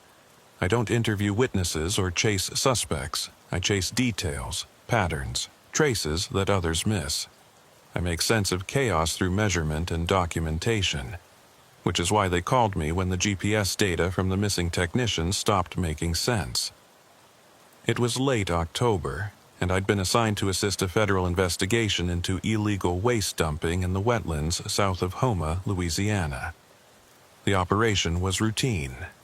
Track the trucks, document the dump sites, build a case against the company responsible. We had 2 evidence technicians, Sarah Dalton and Marcus Flynn, who'd been sent ahead to survey a suspected dump site accessed via an old petroleum service road. They'd checked in at 14:30 hours, confirmed they'd located the road, were proceeding to the site. Expected return time, 1700 hours. Standard protocol. They never came back. When they missed their check-in at 17:15, the operations coordinator tried to raise them on radio. No response. Tried their cell phones. Straight to voicemail, both of them. By 18:00, we'd escalated to a missing persons situation, and by 19:00, I was in a vehicle with Special Agent Nathan Briggs, heading south on Highway 90 toward their last known position. The GPS logs from their vehicle told a strange story. They'd followed Parish Road 447 exactly as planned, a narrow access road that had been built in the 1970s to service an oil drilling operation. The operation had shut down in 1989, and the road had been officially decommissioned in 1992, removed from most maps, left to be reclaimed by the swamp. But the road was still there, barely, and it was still being used. That's what the investigation was about. Someone was using these forgotten roads to dump industrial waste where no one would look. According to the GPS logs, Dalton and Flynn's vehicle had proceeded along Parish Road 447 for approximately 3.7 miles, then stopped. The vehicle had remained stationary for 42 minutes. Then the GPS signal had simply ended. Not gradually degraded, not lost to interference. Just stopped, as if the device had been powered off or destroyed. "What's at the 3.7-mile mark?" I asked Briggs, as we drove through the gathering darkness. He consulted his tablet. According to the old petroleum company maps, there was a pumping station there, decommissioned like everything else, should be nothing but ruins by now. And our people were supposed to photograph it. Right. Document any signs of recent activity, collect soil samples, standard evidence gathering, 2-hour job, maximum. Briggs looked out at the darkening sky. They've been gone for 4.5 hours. We reached the turnoff for Parish Road 447 just after 1930. The entrance was barely visible, a gap in the vegetation where a chain-link gate hung open on rusted hinges. No street sign, no markers, nothing to indicate this had ever been a road at all. Briggs turned on the vehicle's high beams and nosed through the gate. Immediately, the pavement, what little remained of it, deteriorated into broken asphalt and exposed dirt. The road was narrow, barely wide enough for our SUV, with dense vegetation pressing in from both sides. Cypress trees loomed overhead, their branches tangled with Spanish moss that hung like gray curtains in our headlights. "This road isn't on the current GPS," I said, checking my tablet. "The satellite view shows vegetation. It's like it doesn't exist." "But it does exist," Briggs said grimly, steering around a particularly deep pothole. "And Dalton and Flynn drove down it this afternoon." The road twisted through the swamp, following a route that made no logical sense, curving where it should have been straight, zigzagging around nothing visible. I checked our GPS position constantly, watching our blue dot move along a route that the map insisted wasn't there. After about 2 miles, Briggs stopped the vehicle. "You see that?" I leaned forward, peering through the windshield. In the headlight beams, I could see tire tracks in the mud, fresh ones, cutting through the standing water that covered portions of the road. "Those could be from their vehicle," I said. Briggs got out and I followed him. The night air was thick and warm, filled with the sounds of insects and frogs and the distant splash of something moving through water. I pulled out my flashlight and examined the tire tracks more closely. "SUV tires," I confirmed. "Same tread pattern as the vehicle Dalton and Flynn were driving. These tracks are recent, made within the last 6 to 8 hours, judging by the water seepage." But there was something else. Another set of tracks, parallel to the first but slightly offset. Same tread pattern, same depth, as if the vehicle had passed by twice, once going in, once coming out. Except Dalton and Flynn's vehicle had never come out. "Could be another vehicle," Briggs suggested. "Same model." "Or the GPS logs are wrong," I said, though I didn't believe it even as I spoke. GPS doesn't lie about basic movement. If their vehicle had returned along this road, the logs would show it. We got back in the SUV and continued. The road deteriorated further as we progressed. More water, deeper ruts, vegetation encroaching to the point where branches scraped against the sides of our vehicle. I kept checking the odometer. 2.8 miles from the highway, 3.2 miles, 3.5 miles. At 3.7 miles, we found their vehicle. It was parked on a slightly elevated section of road, positioned exactly where the GPS logs said it had stopped. The doors were closed, the windows up, everything appearing normal from a distance. But as our headlights illuminated it, I could see that something was wrong. The vehicle was facing the wrong direction. When Dalton and Flynn had driven in, they'd been traveling away from the highway, heading deeper into the swamp. But their vehicle was now facing back toward the highway, as if they'd turned around to leave. Yet the GPS had never recorded any such movement. Briggs parked behind their vehicle, and we both got out. I approached cautiously, my hand near my weapon, even though I saw no immediate threat. The vehicle was empty. No sign of Dalton or Flynn. No sign of any struggle. I tried the driver's door. Unlocked, I opened it and leaned in, checking the interior with my flashlight. The keys were still in the ignition. Both technicians' personal effects, phones, wallets, badges, were still in the vehicle. Their equipment cases were in the back, unopened. They left everything, I said. Why would they leave everything? Briggs was examining the ground around the vehicle. Footprints here. Looks like they both got out on the driver's side. Tracks lead that way. He pointed into the swamp, away from the road. I joined him, studying the prints. 2 sets, both wearing the standard issue boots that evidence technicians used. The tracks were clear in the soft mud, heading directly away from the road into increasingly dense vegetation. They walked into the swamp? I said. That makes no sense. They were here to document the pumping station, not to go hiking through the marsh. Maybe they saw something, or heard something. I pulled out the site map on my tablet, trying to orient our position. The old pumping station should be northeast of here, about 200 yards, but these tracks are heading southwest, away from their objective, Briggs noted, and away from the road. Whatever made them leave the vehicle, it wasn't their assignment. We followed the tracks. They were easy to follow at first. Clear boot prints in mud, broken vegetation, disturbed ground. But after about 50 yards, they became harder to read. The ground got wetter, covered with standing water, and the tracks began to fill in almost as quickly as they'd been made. Then, abruptly, the tracks stopped, or rather, they became confused.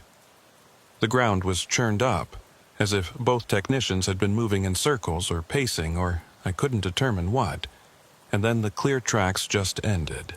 No continuation, no indication of which direction they'd gone from this point. This doesn't make sense, I said, crouching down to examine the disturbed ground more closely. It's like they just stopped walking, or were picked up.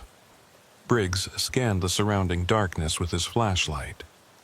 Or they went into the water. There's a channel right here. He pointed to a narrow waterway I hadn't noticed, maybe 6 feet wide, dark and still. Without their equipment, without even taking their phones? I shook my head. Evidence technicians don't operate like that.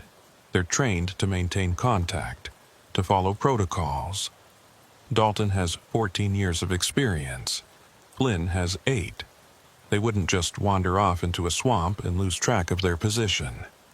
Then, what happened to them? I didn't have an answer.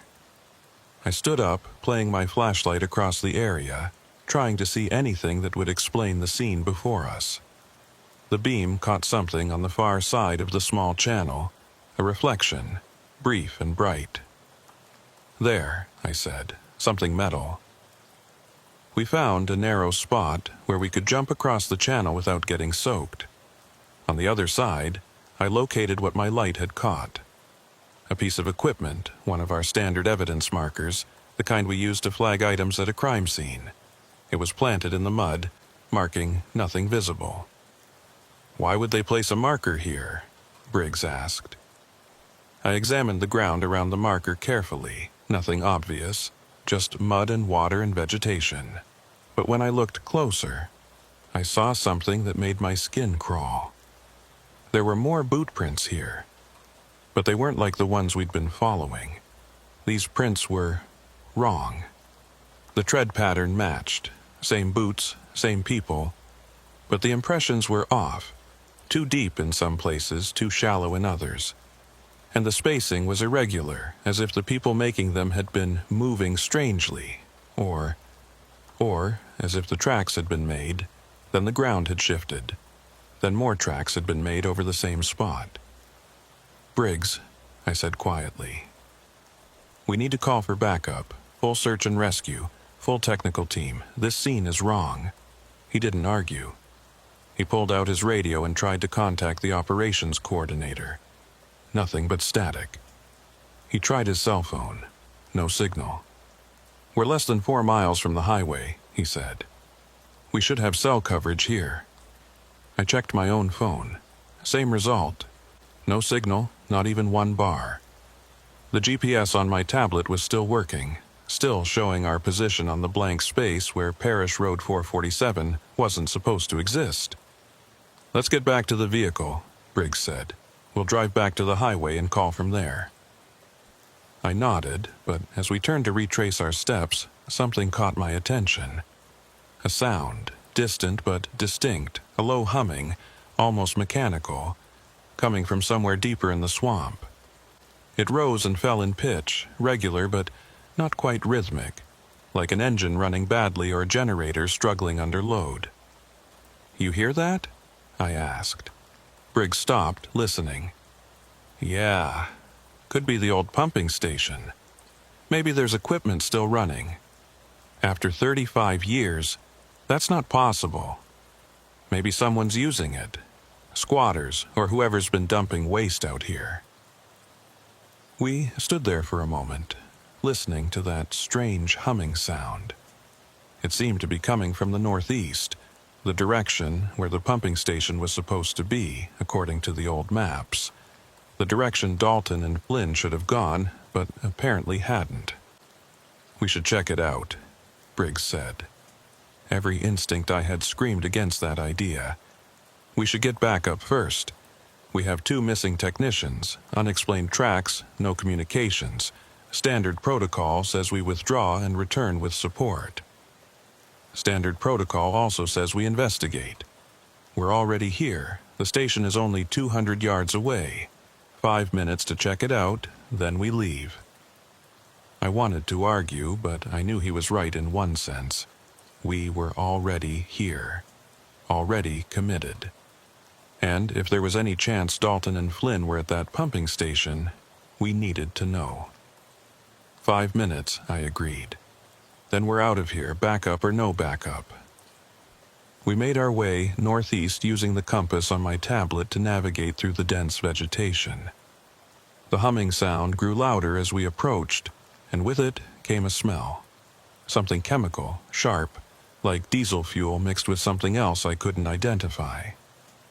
The old pumping station emerged from the darkness like a relic from another era. It was larger than I'd expected. A cluster of rusted metal structures surrounding a concrete pad with pipes and valves and equipment that had been abandoned decades ago. Everything was covered in vegetation, Spanish moss draping the metal framework, vines growing through gaps in the concrete. But something was wrong. The facility looked abandoned, as it should be after 35 years of neglect, but it also looked maintained. The concrete pad was clear of debris, as if it had been swept recently. Some of the pipes showed signs of recent use, clean metal where rust should have been, fresh oil stains on the ground, and that humming sound was definitely coming from here, from somewhere inside the tangle of equipment and structures. "Someone's been using this place," Briggs said, his hand moving to his weapon. "Recently." I pulled out my camera and started documenting what we were seeing. The cleared areas, the clean pipes, the oil stains. Evidence of ongoing activity at a facility that was supposed to be dead and forgotten. That's when I saw the light. A faint glow coming from inside what looked like a control building at the center of the facility. Not bright, just a pale illumination visible through a grimy window, steady and cold. "Briggs," I whispered, pointing. He saw it too. We approached the building carefully, weapons drawn now, professional caution overriding curiosity. The humming sound was louder here, vibrating through the ground beneath our feet. The door to the control building was open, hanging slightly askew on its hinges. Briggs went in first, flashlight and weapon moving in sync as he swept the interior. I followed, my own light adding to his. The room was small, maybe 15 feet square, filled with ancient control equipment. Gauges and switches and panels covered in decades of dust. But in the center of the room, incongruous and impossible, was a modern LED lantern, the kind we used in evidence collection, sitting on an old desk. It was turned on, casting that pale, steady light we'd seen through the window. "That's our equipment," I said. recognizing the bureau markings on the lantern's base. Dalton and Flynn were here. Briggs examined the rest of the room while I documented the lantern's position. There were footprints in the dust, recent ones, multiple sets, moving around the room in what seemed like random patterns. On the desk next to the lantern was a notebook, the kind we used for field notes. I picked it up carefully, holding it by the edges. The notebook belonged to Sarah Dalton. Her name was written on the cover in her neat handwriting. I opened it, flipping through pages of technical notes and observations from various cases. The last entry was dated today, time-stamped 15:47 hours, about 90 minutes after they'd arrived at this location. The handwriting was still neat at first, then became increasingly erratic. Pumping station appears to have been recently active. Fresh oil residue, cleared areas, equipment that shows signs of use. No obvious waste dump site visible. Recommend expanded search radius. Strange sound coming from deeper in the facility. Mechanical, but irregular. Investigating source. Found access hatch to underground tanks. Marcus is checking it out. Something not right about this place. The road we took, I'm looking at my GPS track and it doesn't match my memory of the drive. Like, we took a different route, but the GPS says we didn't. Marcus says the tank is empty, but there's something down there. I can hear it too. Like breathing. Like something large breathing. The handwriting was barely legible by this point. Letters slanting wildly across the page. We need to leave. Something is wrong with this place. The road, when I look at where we parked, I can see the vehicle, but it's facing the wrong direction. I don't remember turning it around. Marcus doesn't either. How did it turn around? The humming is getting louder. It's not mechanical. It's organic. It's alive. The final entry was just 3 words, written in letters so pressed into the paper they nearly tore through. We are leaving. And yet, they hadn't left. Their vehicle was still parked where they'd stopped it. Keys in the ignition. All their equipment still inside.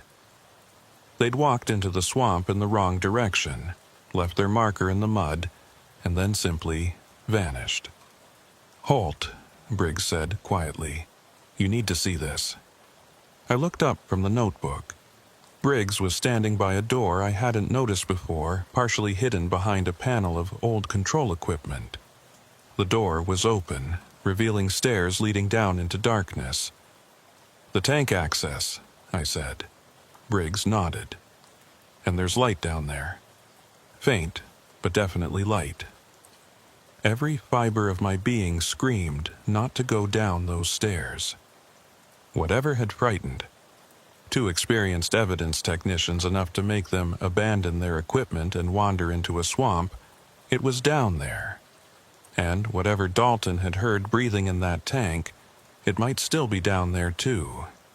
But I'm an evidence technician. I go where the evidence leads, even when it leads into darkness. 5 minutes, I said. We take a quick look, document what we see, then we get out of here and call for a full team. Agreed, Briggs said, though I could hear the tension in his voice. We descended the stairs, our flashlights cutting through the darkness. The air grew cooler as we went down, and damper, thick with that chemical smell I'd noticed outside. The humming sound was much louder here, resonating off the concrete walls.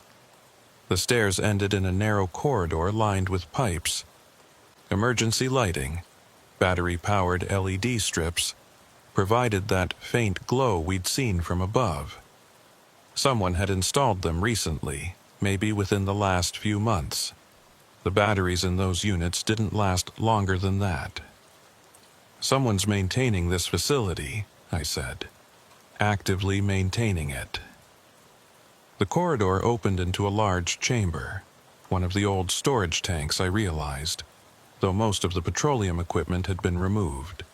The space was maybe 40 feet across and 20 feet high, the concrete walls curving up to form a dome overhead. But what dominated the space wasn't the architecture. It was what hung in the center of the chamber. I'm a trained observer. I've documented hundreds of crime scenes, processed thousands of pieces of evidence. I'm used to seeing things that don't make sense at first, to working through confusion to find clarity. But what hung in that chamber, I still don't have words for it that make sense. It looked like a web, but not made of silk. The strands were thick, organic, glistening wet in the LED emergency lighting. They stretched from wall to wall, from floor to ceiling, creating a complex three-dimensional structure that seemed to have no pattern, but also no randomness. And suspended in that web, wrapped in cocoons of the same material, were two human-shaped forms. Dalton and Flynn. Had to be. Briggs moved forward, but I grabbed his arm. Don't touch anything. We don't know what that material is. We can't just leave them, he said. We're not leaving them, but we need to be smart about this. That substance could be toxic, acidic, anything. We need the right equipment before we try extraction. I pulled out my camera and started documenting the scene, forcing myself to work methodically, professionally, even though every instinct was screaming at me to run. The cocoons were suspended about 6 feet off the ground, positioned near the center of the web structure. I couldn't see faces or features through the wrapping, but the shapes were definitely human. Are they alive? Briggs asked quietly.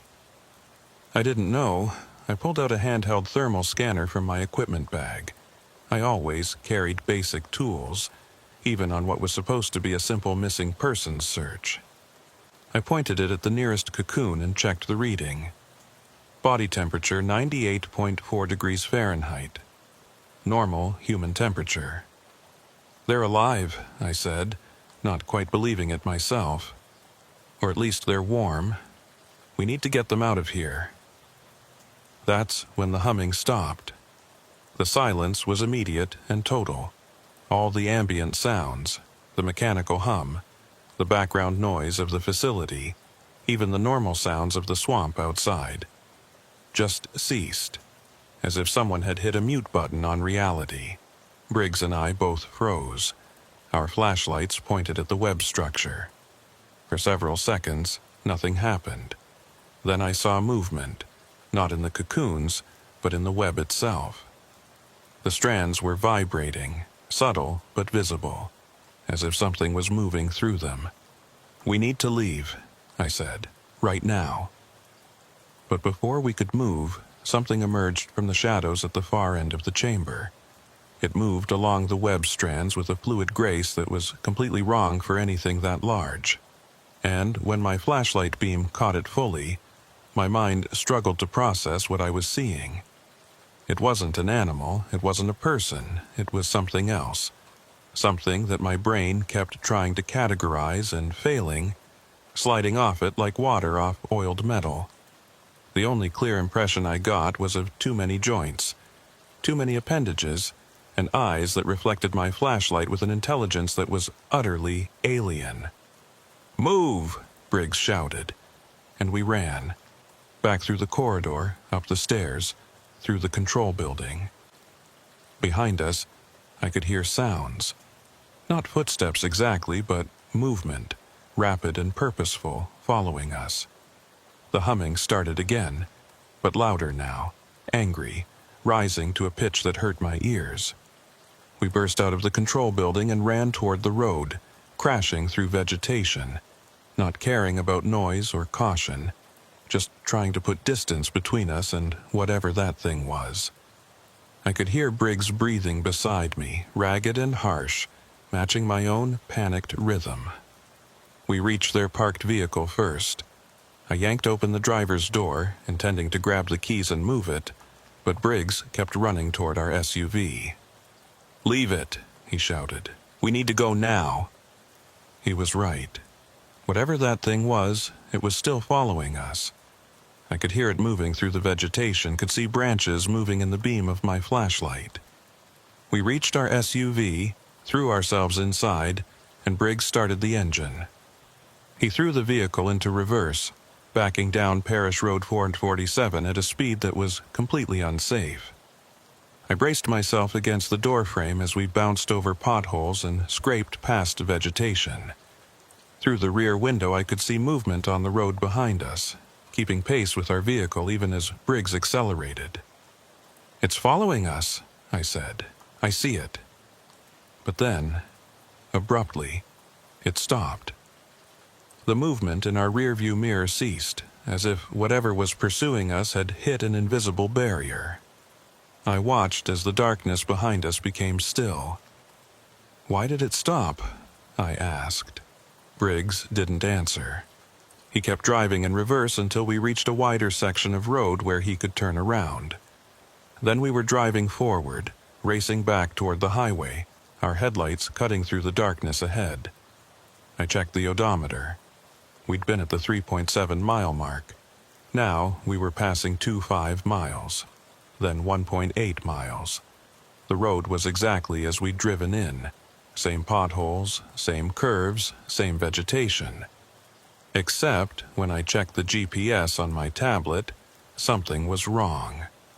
The log showed us driving forward toward the highway, but the distance wasn't matching. According to the GPS, we were only 1.2 miles from the highway entrance, but the odometer said we'd only driven 1.9 miles from the pumping station. "Briggs," I said, "check your odometer." He glanced at it, then at his GPS. I saw his jaw tighten. "They don't match. By almost a mile. We drove 3.7 miles to reach the pumping station. We should have 3.7 miles back. But your GPS is saying we're already at the highway," Briggs finished. And we were. The gap in the vegetation appeared in our headlights, the rusted gate, the junction with the paved road.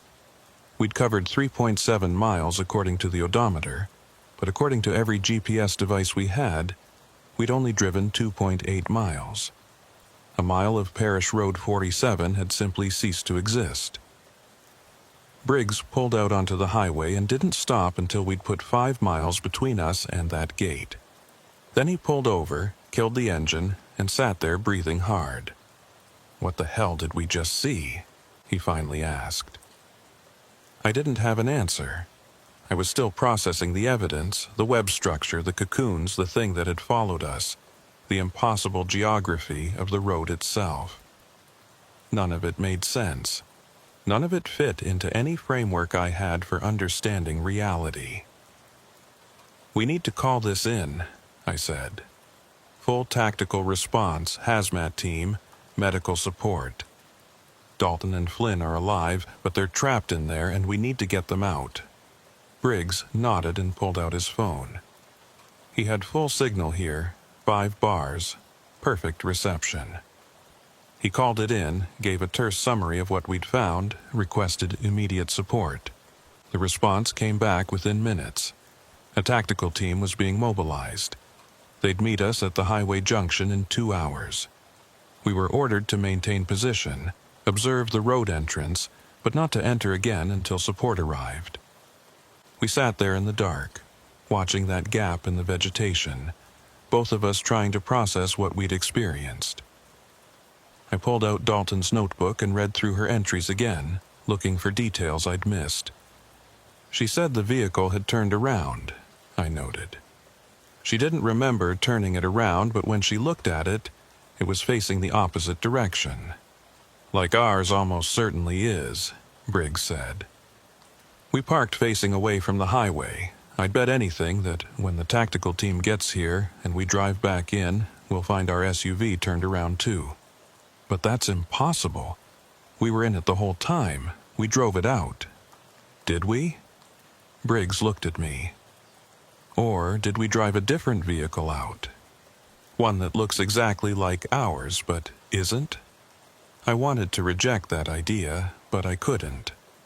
Because the evidence was pointing in a direction that my rational mind couldn't accept. That Parish Road 447 wasn't just an abandoned petroleum service road.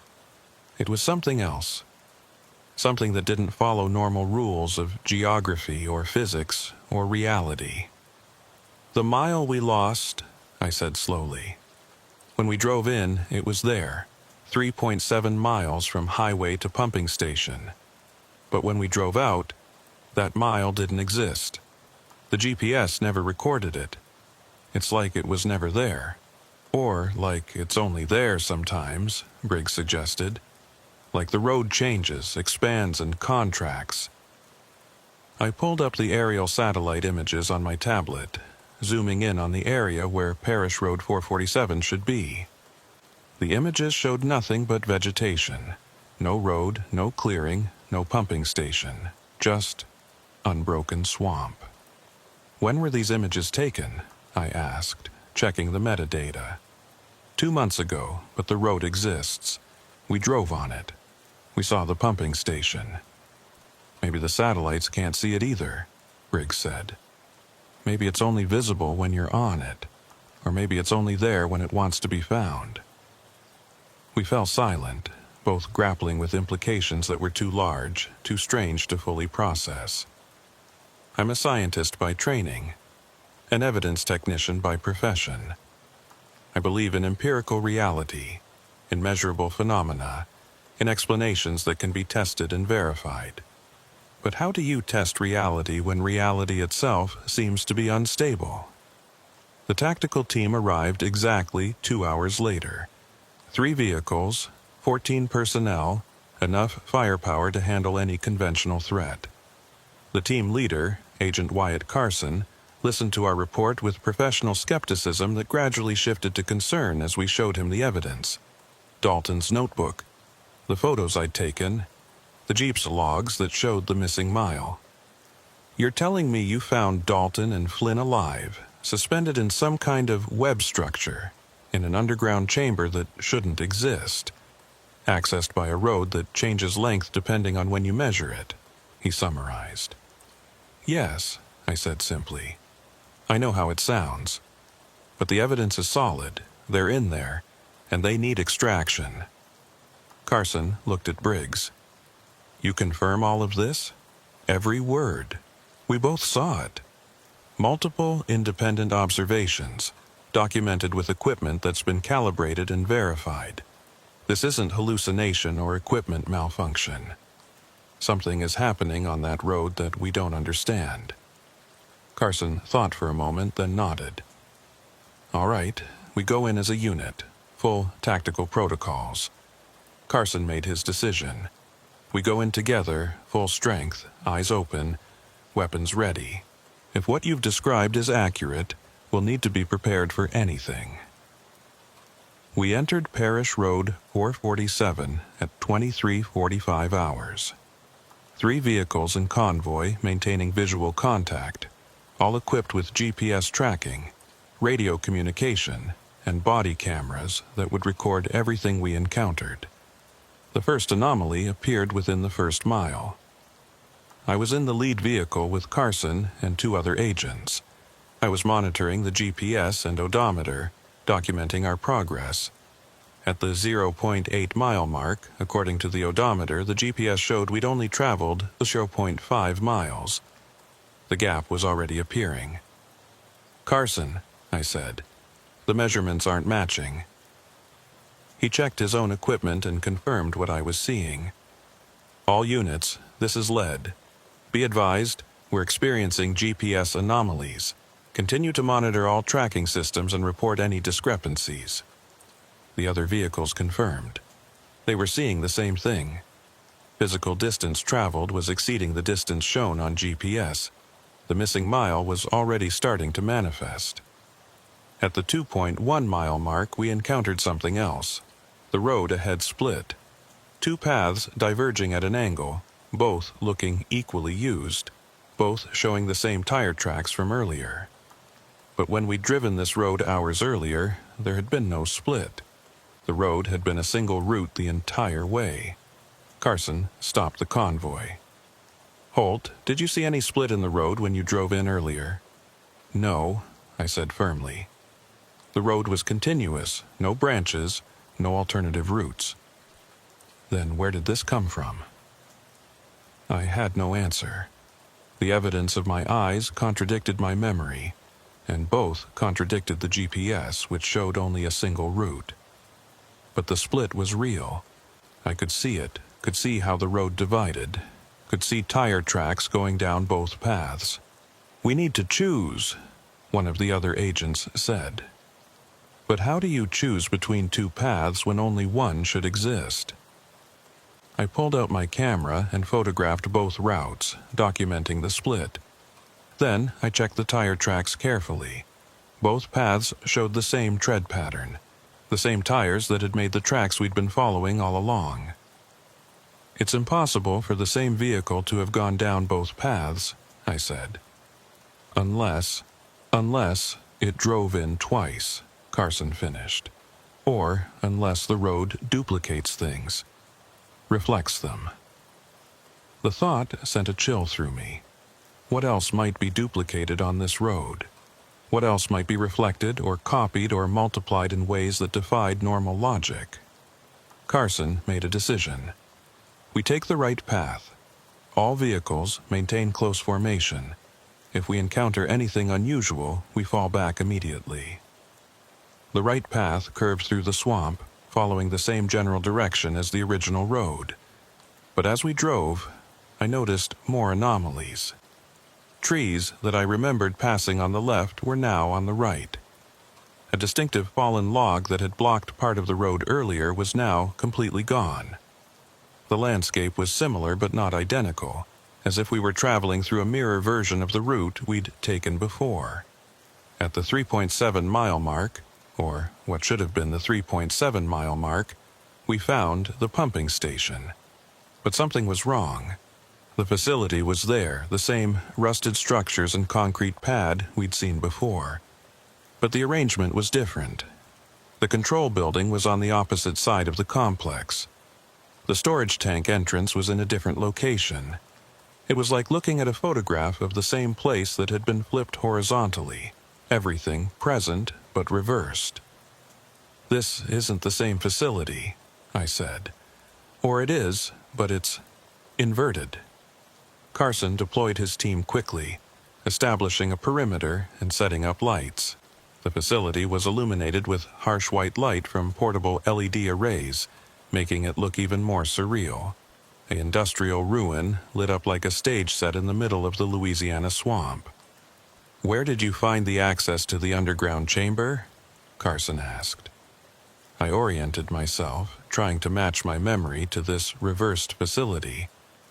"It should be there." I pointed to where the control building had been. But in this version of the facility, the control building was on the opposite side. We moved to the correct location, or what I thought was the correct location, and found the control building. It was similar to the one we'd found before, but not identical. The same general structure, but mirrored, with the door on the opposite side. Inside, there was no LED lantern on the desk, no notebook, no evidence that Dalton and Flynn had ever been here. "This is wrong," I said. "Earlier tonight, this room had a lantern and Dalton's notebook. Now they're gone." "Or we're in a different version of this building," Briggs suggested quietly. Carson's team searched the building thoroughly, but found nothing except decades-old equipment and dust. When they looked for the access hatch to the underground tanks, they found it, but it was sealed, rusted shut, looking like it hadn't been opened in years. "That hatch was open earlier," I insisted. "We went down through it. The stairs led to a chamber where Dalton and Flynn were suspended in some kind of web structure." "Then where is it now?" Carson asked, not accusingly, but genuinely wanting to understand. I had no answer. The facility was wrong. The road had been wrong. Everything about this place was wrong. And I was starting to understand why Dalton had written in her notebook that something is wrong with this place. The place itself was wrong. Not in a conventional sense, not damaged or dangerous or hostile in the normal meaning of those words, but wrong in a fundamental, reality-breaking way that I couldn't fully articulate. One of Carson's agents called out from outside, "Sir, you need to see this." We went outside to find the agent pointing at the road. Our 3 vehicles were still there, parked in formation where we'd left them. But now there were 4 vehicles, and the 4th one was ours. The SUV that Briggs and I had driven in earlier, the one we'd left behind at the 3.7-mile mark. Except we were at the 3.7-mile mark, and our original SUV was parked right here. "How?" Briggs started, then stopped, unable to finish the question. I approached the duplicate SUV carefully. It was identical to ours in every detail. Same model, same license plate, same small dent in the rear bumper that Briggs had gotten 3 weeks ago in a parking lot. The doors were unlocked. The keys were in the ignition. And when I checked the odometer, it showed exactly the same mileage as our current vehicle. I pulled out my camera and photographed everything, documenting the impossible duplication. Then I checked inside the vehicle and found something that made my blood run cold. My equipment bag was in the back seat, the same bag I'd brought with me tonight, containing my camera, scanner, evidence collection kit. But my bag was also in the vehicle I'd arrived in. I had 2 identical bags with identical equipment, showing identical signs of use. "We need to leave," I said quietly. "Right now. This place is doing something to us, duplicating us, creating copies of our equipment, our vehicles. We need to get out before it duplicates something worse." Carson seemed to understand. "All personnel return to vehicles. We're withdrawing immediately. Maintain visual contact. Report any anomalies." As we loaded up, one of the agents noticed something else. "Sir, the vehicle positions have changed. We parked facing into the facility. They're all facing out now." She was right. All 4 vehicles, including the duplicate, were now positioned to leave, pointed toward the road exit. But no one had moved them. No one had even gotten in them except to load equipment. "Get in and go," Carson ordered. "We're leaving now." The convoy moved out, all 4 vehicles this time, including the duplicate that no one wanted to leave behind, because leaving it felt like leaving a piece of ourselves. We drove back along the reversed road, watching the odometer count down from 3.7 miles to 0. But the numbers didn't match again. Physical distance traveled, 3.7 miles. GPS distance recorded 5.2 miles. We'd gained distance instead of losing it. The road had expanded instead of contracting. When we emerged onto the highway, I checked the time. We'd been on Parish Road 447 for 1 hour and 42 minutes. But my watch, and everyone else's, showed we'd been gone for 3 hours and 17 minutes. We'd lost time. Almost an hour and a half, just gone, vanished into the same void that had swallowed a mile of road and created duplicate vehicles. Carson called for an immediate debriefing at the highway junction. All personnel gathered around the vehicles, comparing notes, trying to make sense of what we'd experienced. But as we talked, something became clear. Not everyone remembered the same things. 2 agents swore the road had never split. They'd driven a continuous route the whole way. Another agent insisted we'd only been on the road for 40 minutes, not 3 hours. My photos showed one version of events, but the body camera footage showed something slightly different. Angles that didn't match. Timestamps that were out of sequence. "It's like the road is affecting our memories," Briggs said. "Changing what we remember, or showing different people different versions of the same events. Or we're not all experiencing the same road," I suggested. "Maybe each person sees a slightly different version, and when we compare notes, the inconsistencies become apparent." Carson made a hard decision.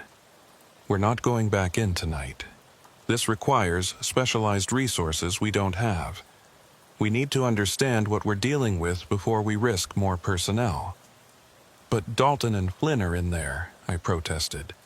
"They're alive. We saw them." "Did we?" Carson asked quietly. "You saw something in an underground chamber.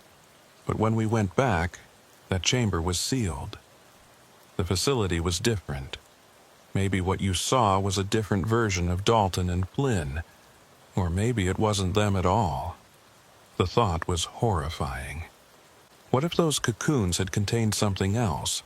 What if the thing that had chased us had been showing us what we expected to see, luring us deeper into whatever that place was? But I couldn't accept that. The thermal scan had showed body temperature. The shape had been human. It had to be them. Carson ordered a perimeter established around the highway entrance to Parish Road 447. No one was to enter without explicit authorization. The tactical team would remain on site until specialized units could be brought in. Reality experts, if such people existed, physicists who understood whatever laws were being violated by that impossible road. Briggs and I were ordered to return to headquarters and write detailed reports on everything we'd experienced. Before we left, I took one last look at the gap in the vegetation, at that rusted gate hanging open, at the darkness beyond where Parish Road 447 began its impossible route into the swamp. Somewhere in there, Dalton and Flynn were waiting. Suspended in cocoons, kept alive by something that defied explanation, existing in a space where roads changed length and facilities reversed themselves and time itself became fluid. We had to get them back. We had to find a way to navigate that impossible geography and extract them safely. But first we had to understand what Parish Road 447 actually was. And I was starting to suspect that understanding might be impossible, because the road itself seemed designed to resist understanding, to change and shift whenever anyone tried to pin it down, to show different faces to different observers like some kind of quantum phenomenon writ large across geography. The drive back to headquarters took 3 hours. Or maybe it took 40 minutes. I couldn't trust my perception of time anymore. Couldn't be sure that the clock showing 0330 when we arrived was accurate, or if it had been affected by our exposure to whatever that road was. I spent the rest of the night writing my report, documenting everything I'd observed with the precision and detail that had made me good at this job. But even as I wrote, I noticed inconsistencies. Things I remembered clearly that didn't match the photos I'd taken, timestamps that didn't align properly, sequences of events that seemed to shift order depending on how I thought about them. The road was still affecting me, I realized. Whatever it had done to our perception while we were on it, the effects were lingering, making it difficult to establish a clear, consistent narrative. At 07 Aquo, I finally finished my report and submitted it. Then I went to the evidence room to secure the physical items we'd recovered. Dalton's notebook, which I'd grabbed before leaving the control building, and my camera with its photos. Except when I checked the camera's memory card, half the photos were gone. Not deleted. The file numbers showed no gaps. But images I clearly remembered taking simply weren't there. The photo of the road splitting into 2 paths. Gone. The image of the duplicate SUV. Gone. What remained were only photos of the normal-looking parts of the facility. Images that would make sense to anyone who didn't know what we'd actually experienced. And Dalton's notebook had changed. The handwriting was still hers, but the final entries, the ones about hearing breathing in the tank and the vehicle turning around, were different now. Less desperate, more clinical, as if she'd been writing a standard evidence report rather than documenting something terrifying. The evidence was changing. Or maybe it had never been what I remembered in the first place. Maybe my memory had been affected from the moment we entered Parish Road 447, and I'd never actually seen what I thought I'd seen. That was the most disturbing possibility, that I couldn't trust my own observations, my own recollections, the very foundation of what made me useful as an evidence technician. I went home and tried to sleep, but every time I closed my eyes I saw that web structure, those cocoons, that thing moving along the strands with its too many joints and alien intelligence. And I thought about Dalton and Flynn trapped in whatever that place was, waiting for rescue that might never come because we couldn't navigate a road that refused to stay consistent. 3 days later, a specialized team arrived from an FBI research division I'd never heard of.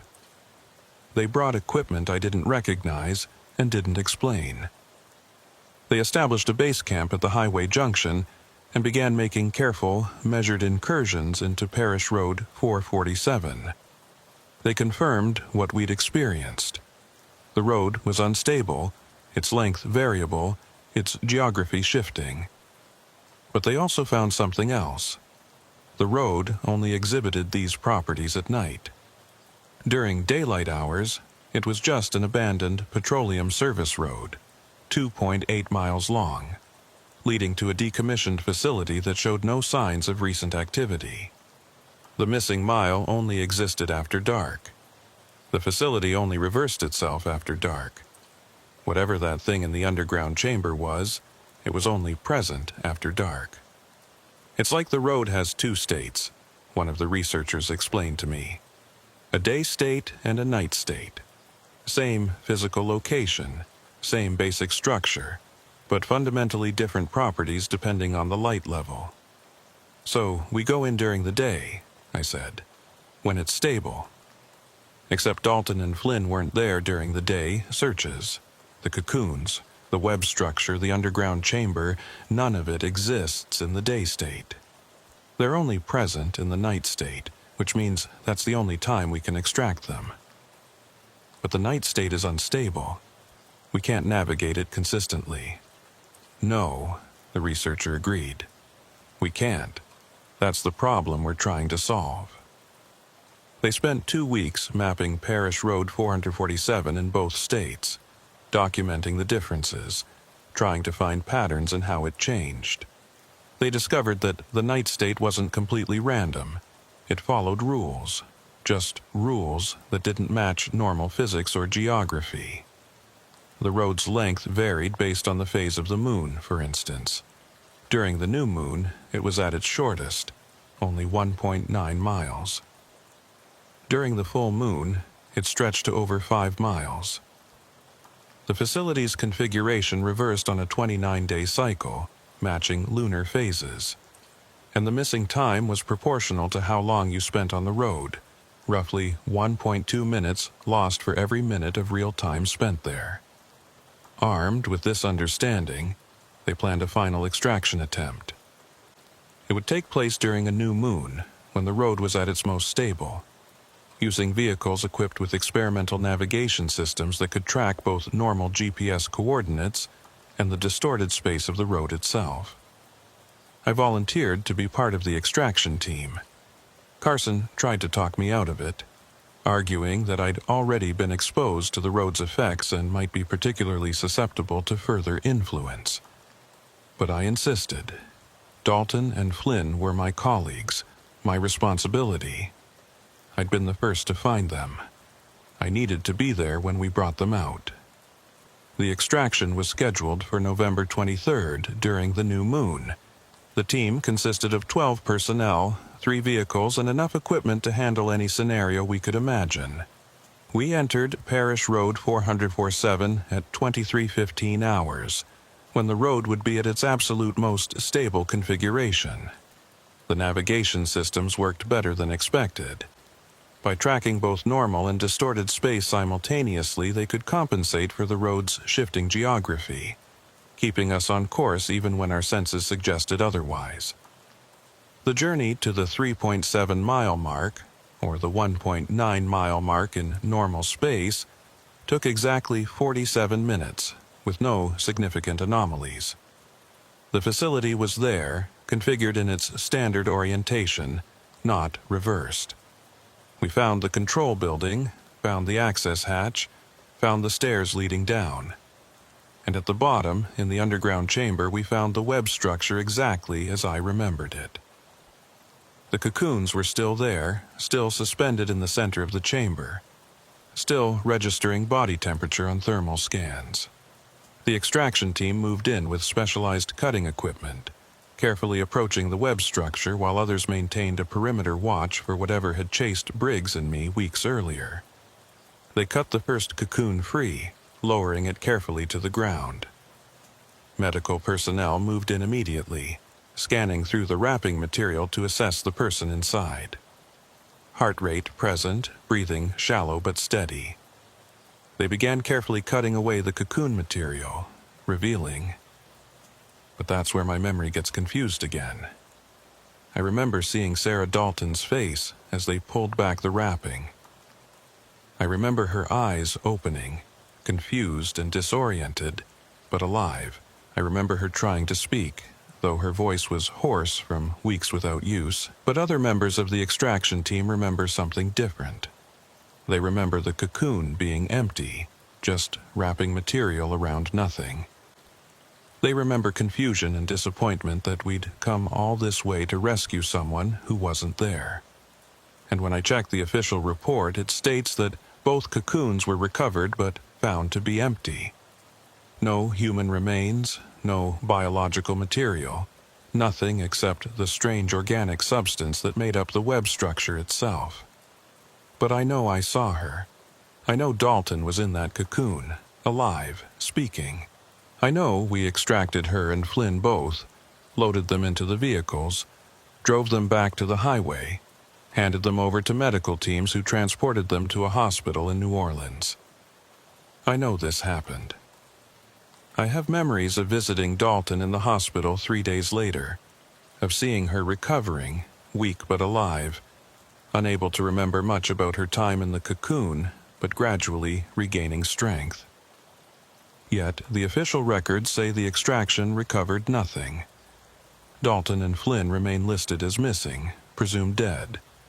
And when I try to visit Dalton at the hospital, the staff have no record of anyone by that name being admitted. My memories contradict reality. Or reality has changed since I formed those memories. Or I've been affected by Parish Road 447 in ways I don't fully understand. Ways that make me unable to distinguish between what actually happened and what I believe happened. I don't know which explanation is true. I don't know if I can trust my own mind anymore. What I do know is that Parish Road 447 is still there, still shifting between states, still creating duplicates and reversals and impossible geometries that defy understanding. The highway entrance remains guarded, but the road itself can't be sealed or destroyed. Attempts to bulldoze it fail, the equipment breaks down, or the workers become disoriented, or the road simply reappears the next day as if nothing had been done to it. And I know that sometimes, late at night, I receive phone calls from a number I don't recognize. When I answer, there's static, and then a voice, Sarah Dalton's voice, saying things I can't quite make out, as if she's calling from very far away, or from somewhere that exists at an angle to normal reality. Are these real calls, or am I imagining them? Are they my mind's way of coping with the guilt of failing to save her? Or is Dalton actually still alive, existing in some version of reality that I can't quite reach, trying to communicate across whatever barrier separates us? I don't have answers, just questions that multiply every time I examine them. Contradictions that pile up until I can't distinguish between memory and imagination, between what I experienced and what I believed I experienced. Parish Road 447 is still on my caseload. It's still officially under investigation, but I don't go there anymore. I can't trust what I see there, can't trust what I remember after leaving. The road has gotten inside my head somehow, and I don't know how to get it out. Sometimes I wonder if I'm still there, actually, if I ever really left. Maybe I'm suspended in one of those cocoons, dreaming that I escaped, imagining a life outside the web while my body hangs motionless in that underground chamber. I have no way to verify which reality is real, and that's the most terrifying part. not knowing if this life I'm living is actual, or if I'm still lost on that impossible road, experiencing a hallucination of rescue while my true self remains trapped forever. The case remains open. The road remains there. And I remain uncertain whether I'm an investigator examining a mystery or a victim still trapped inside it. Some investigations don't end. Some roads don't lead anywhere. Some mysteries consume the people trying to solve them until there's nothing left but questions and contradictions, and the terrible suspicion that reality itself is less stable than we like to believe. I still write reports. I still document evidence. I still do my job. But I never look at Parish Road 447 on a map. Never drive past that highway junction. Never think too deeply about what happened there. Because when I do, the contradictions multiply, and I start to lose track of which memories are mine, and which might have been implanted by whatever that place is. And sometimes, in my notes from that night, I find entries I don't remember writing. Observations in my own handwriting that describe things I didn't see. Conclusions I never reached. Details that contradict everything else in the file. Am I writing these in my sleep? Am I being influenced somehow by the road, even though I'm miles away? Or are they being written by some other version of me, one who's still on Parish Road 447, still trying to document what he's experiencing, still trying to leave evidence for anyone who might come looking? I don't know. I can't know. And that uncertainty follows me everywhere, making me question not just what happened on that road, but everything that's happened since. The case remains open. The mystery remains unsolved. And I remain caught between competing versions of reality, unable to determine which one is true, unable to escape the lingering influence of a road that refuses to stay in one place or one state or one consistent configuration. Parish Road 447 has changed me. And I'll never know if what I've become is still entirely me, or if I'm part road now, part evidence, part mystery that will never be solved, because the solution exists in a space that humans weren't meant to access. Some investigations change you. This one unmade me. And I'm still trying to figure out how to put myself back together into something consistent, something real, something that exists in one place and one time and one version of reality. But I'm starting to suspect that's not possible anymore. That I'll spend the rest of my life between states, like Parish Road 447 itself, existing as multiple overlapping versions of myself, never quite solid, never quite real. Never quite sure which memories are mine and which belong to some other Kyle Holt who's still on that impossible road, still searching for evidence, still trying to understand what can never be understood. The investigation continues. It always will. Because once you enter Parish Road 447, you never really leave. You just become part of the mystery. Another data point in an ever-expanding file. Another voice calling out from somewhere that might not exist in any stable, definable sense. And the road keeps waiting, keeps shifting, keeps calling to investigators and technicians and anyone who thinks they can understand it. Because that's what it does. That's what it is. A trap disguised as a mystery. A question that destroys anyone who tries to answer it. A place where reality becomes negotiable and every certainty dissolves into infinite possibilities. I'm still here, or I think I am. The evidence suggests I exist, that I'm writing this, that I'm real. But Parish Road 447 taught me that evidence can lie, that reality can shift, that the difference between what is and what might be is less clear than we want to believe. And so I remain uncertain about everything. About the road, about Dalton and Flynn, about what happened during those hours I can't fully remember or reconcile. 6 months after the extraction attempt, or the failed extraction attempt, or the extraction attempt that never happened, depending on which version of reality I'm experiencing, I started finding things. Small things at first. A field notebook in my desk drawer that I didn't remember purchasing. The handwriting inside was mine, documenting observations from Parish Road 447 during dates when I wasn't there. Or dates when I was there but experiencing something different. Or dates that never existed at all. One entry, dated 3 days after the extraction, described finding a third cocoon in the underground chamber. According to my own handwriting, this cocoon contained someone I didn't recognize at first.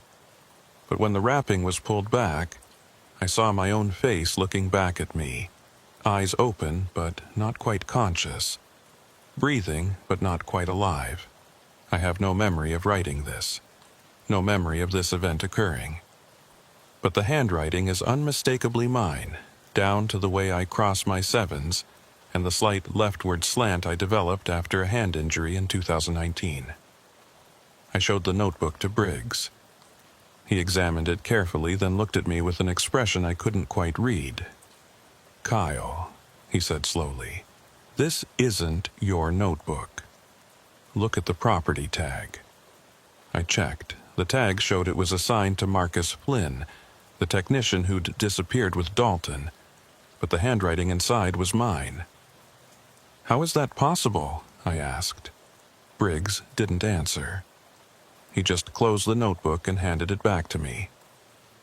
"I think you should take some time off. Real time off. Away from this case, away from Louisiana. Let someone else handle the Parish Road 447 file for a while." I tried. I requested leave and spent 2 weeks in Colorado, staying with an old friend from college. Someone who had no connection to the FBI or to Louisiana or to any of this. I hiked in the mountains, breathed clean air, tried to reset my mind to something resembling normalcy. But even there, 1,000 miles from Parish Road 447, the inconsistencies followed me. I would wake up in the morning and find my hiking boots already muddy, as if I'd been out during the night. My friend mentioned seeing me leave the cabin at 3 a.m., but I had no memory of it. My fitness tracker showed I'd walked 7 miles during those hours, but I couldn't remember where I'd gone.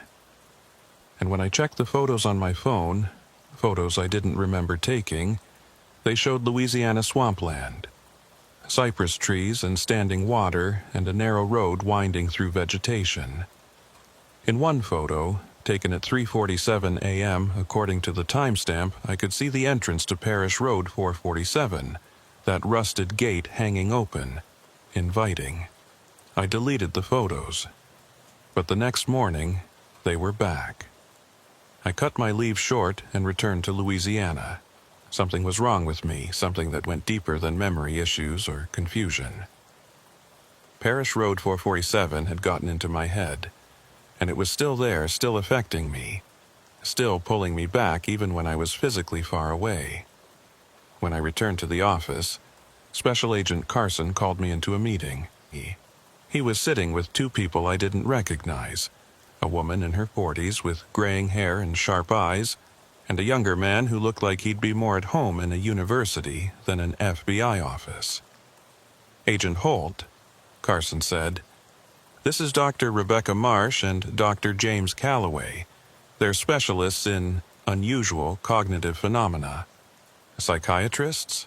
I asked, feeling defensive. "Neurologists," Marsh corrected gently, "with a focus on how extreme experiences can affect memory formation and recall. Agent Carson asked us to consult on your case because of the inconsistencies you've been experiencing." They spent 3 hours interviewing me, asking detailed questions about everything that had happened on Parish Road 447. Dr. Calloway took notes on a tablet while Dr. Marsh asked the questions, her voice calm and professional. "When you remember finding Sarah Dalton in the cocoon," she said, "can you describe the sequence of events in detail?" I walked through it again. The extraction team cutting the cocoon free, the medical personnel scanning it, cutting away the wrapping, Dalton's face emerging, her eyes opening, her trying to speak. "And you're certain this happened?" "As certain as I am that we're sitting here right now." Dr. Marsh and Dr. Calloway exchanged a glance. "Agent Holt," she said carefully, "what if I told you that level of certainty isn't reliable? That the human brain can construct false memories that feel completely real, especially under conditions of high stress or when exposed to environmental factors that affect normal cognitive processing?" "You think I imagined rescuing Dalton? We think Parish Road 447 might have affected your neurological function in ways we don't fully understand.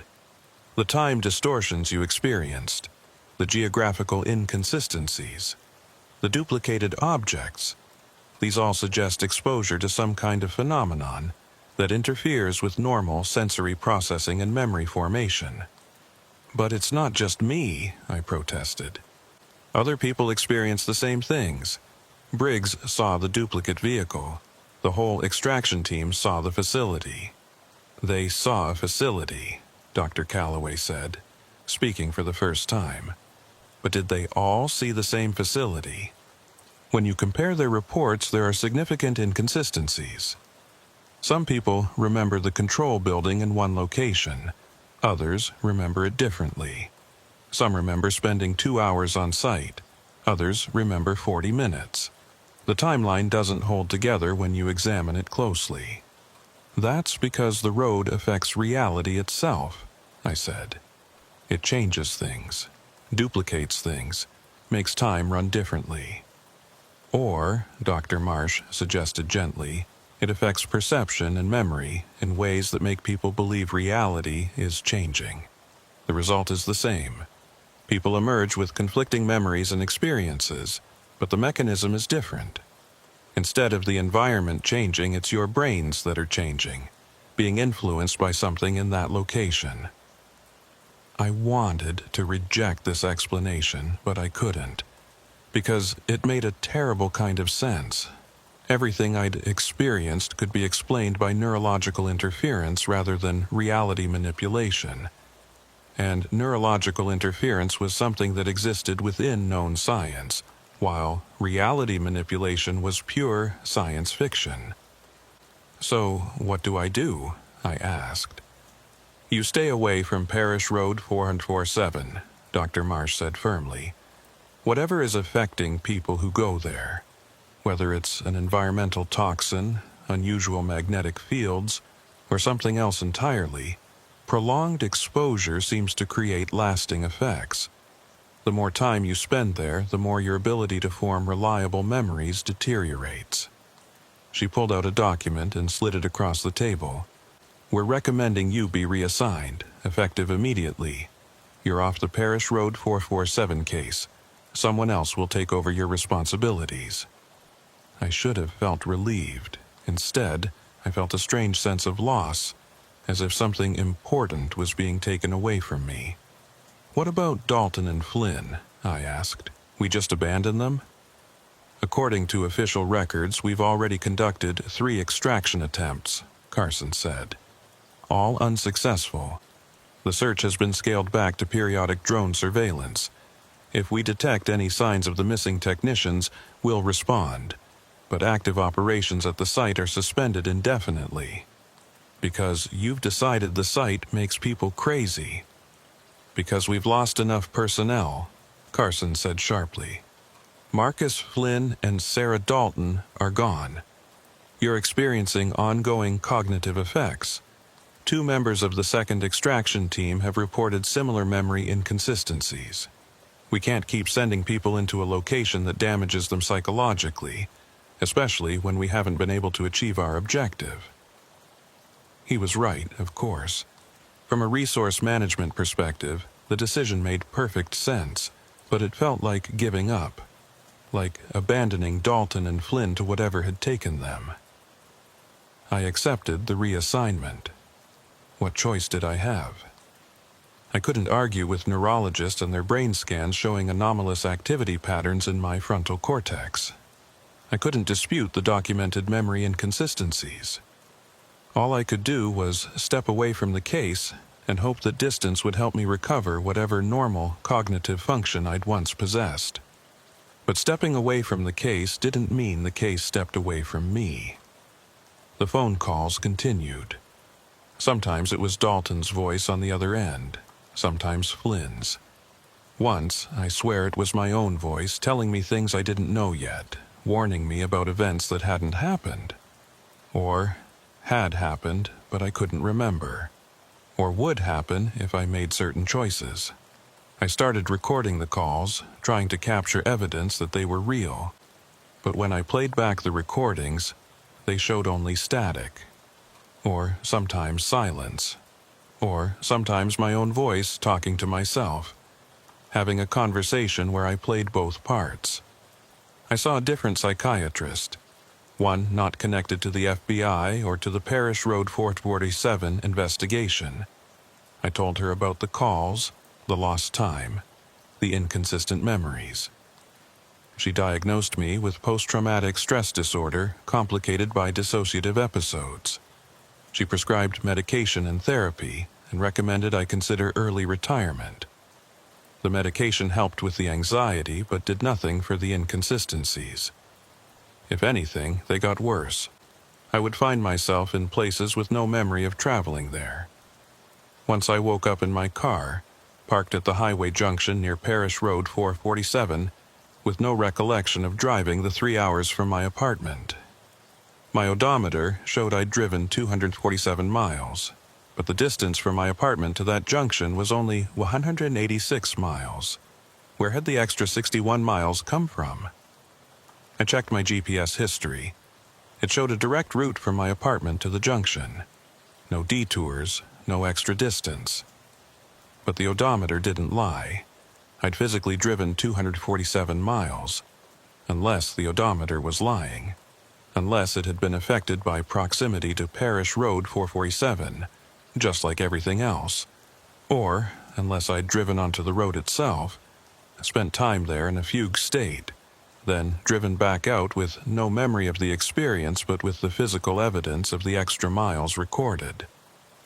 I called Briggs from the highway junction. "I think I've been going back," I told him. "At night, when I'm not conscious of it. I think I'm being drawn back to the road." There was a long pause. "Kyle, listen to me carefully. You need to come back to the office right now. We need to talk about your fitness for duty. I'm not making this up. I'm sitting here right now, 3 hours from home, with no memory of how I got here. That's not PTSD or dissociation. That's the road affecting me. Or it's you affecting yourself," Briggs said quietly. "You're obsessed with this case. It's consumed you. And now you're acting out that obsession in ways you're not fully aware of. I'm not crazy. I didn't say you were, but you're not well, Kyle. You need help, and you need to accept that help before this gets worse." I drove back to the office. They put me on administrative leave, pending a full psychological evaluation. The evaluation took 3 days and involved more brain scans, cognitive tests, memory assessments, everything the Bureau could throw at me to determine if I was fit to continue as an agent. The results were inconclusive. My cognitive function was within normal parameters, but there were anomalies, small inconsistencies in how I processed spatial information, minor discrepancies in memory recall, patterns that suggested ongoing exposure to something that was affecting my neurological function. The good news, the evaluating psychiatrist told me, is that you're not experiencing psychosis or any other major mental health crisis. The bad news is that we don't know what's causing these anomalies or how to treat them. The patterns are unlike anything we've seen before. "Because they're caused by Parish Road 47, I said. "Because that place affects people in ways that don't fit into your diagnostic categories." "Maybe," she acknowledged. Or maybe the stress of the experience has caused some kind of subtle brain injury that we don't have the tools to properly detect. Either way, I can't certify you for active duty. I'm sorry. I was placed on indefinite medical leave. Not fired, not forced out, but effectively sidelined. I still had my badge and my credentials, but I wasn't assigned to any cases. I was told to focus on recovery, to work with therapists and neurologists, to give my brain time to heal. But how do you heal from something that's still affecting you? How do you recover when the thing that damaged you is still reaching out, still pulling at you, still drawing you back no matter how far away you try to stay? I spent the next 6 months in a kind of limbo. I went to therapy appointments and took my medications and tried to rebuild some kind of normal life. I dated a woman I met at a coffee shop, tried to explain my situation without sounding insane, watched the relationship fall apart when she found me standing in my backyard at 2 a.m., staring south toward Louisiana, mumbling about roads and cocoons and missing miles. I started keeping a detailed journal, documenting everything I experienced, trying to build a coherent narrative from the fragments of memory and experience I had left. But when I read back through the journal, I found entries I didn't remember writing, observations that contradicted earlier entries, whole pages that seemed to be written by someone else in my handwriting. On one page, dated 4 months after my medical leave began, I found this entry. Went back to the road tonight, 3rd time this week. The facility has changed again. The control building is gone entirely now, replaced by something else, something that looks like it's been there forever but wasn't there yesterday. I can feel the road inside my head now, rearranging things, changing my memories even as I form them. But I'm getting better at navigating it. I can stay on course for longer periods. I'm getting closer to finding them. I have no memory of writing this. No memory of going back to Parish Road 447. No memory of any of the events described. But when I checked my car's odometer, it showed I'd driven 512 miles since the last oil change. My GPS history showed only local trips, to the store, to therapy appointments, to the coffee shop where I'd met that woman whose name I was already forgetting. 512 miles unaccounted for. Roughly the distance of 6 round trips to Parish Road 407. I confronted myself about this. Sat down with the journal, with my car records, with every piece of evidence I could gather and tried to figure out what was happening to me. Was I experiencing dissociative fugue states where I was driving to the road without conscious awareness? Or was there another version of me, a duplicate, like the duplicate vehicles we'd found, who was making these trips while I remained unaware? Or was the road reaching into my mind from a distance, creating false memories of trips I'd never taken, planting evidence of visits that had never occurred? I couldn't determine which explanation was correct. All I knew was that I was losing time, losing memories, losing my grip on the basic question of what was real and what wasn't. Dr. Marsh called me one evening, 9 months after the extraction attempt. Her voice on the phone was professional but concerned. "Agent Holt, I wanted to inform you that we've had a development in the Parish Road 447 research." "What kind of development?" "We brought in a team from MIT, physicists specializing in spatial anomalies. They've been running experiments at the site, and they've discovered something interesting. The road doesn't just affect perception or memory, it affects actual physical space." "I could have told you that." "Yes, but we have measurements now. Proof. The road exists in a state of quantum uncertainty. It's simultaneously multiple different lengths, multiple different configurations, until it's directly observed. And even then, different observers collapse the wave function differently, seeing different versions of the road. That's impossible." "We thought so too. But the data is solid. Parish Road 447 is exhibiting properties that shouldn't exist at a macro scale.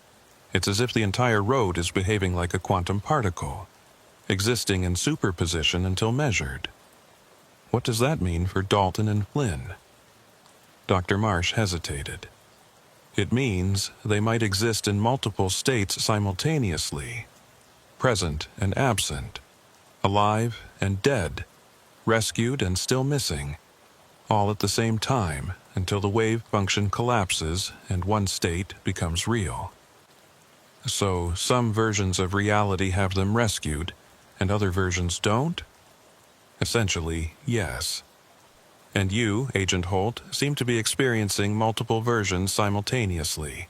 Your memories show evidence of both realities.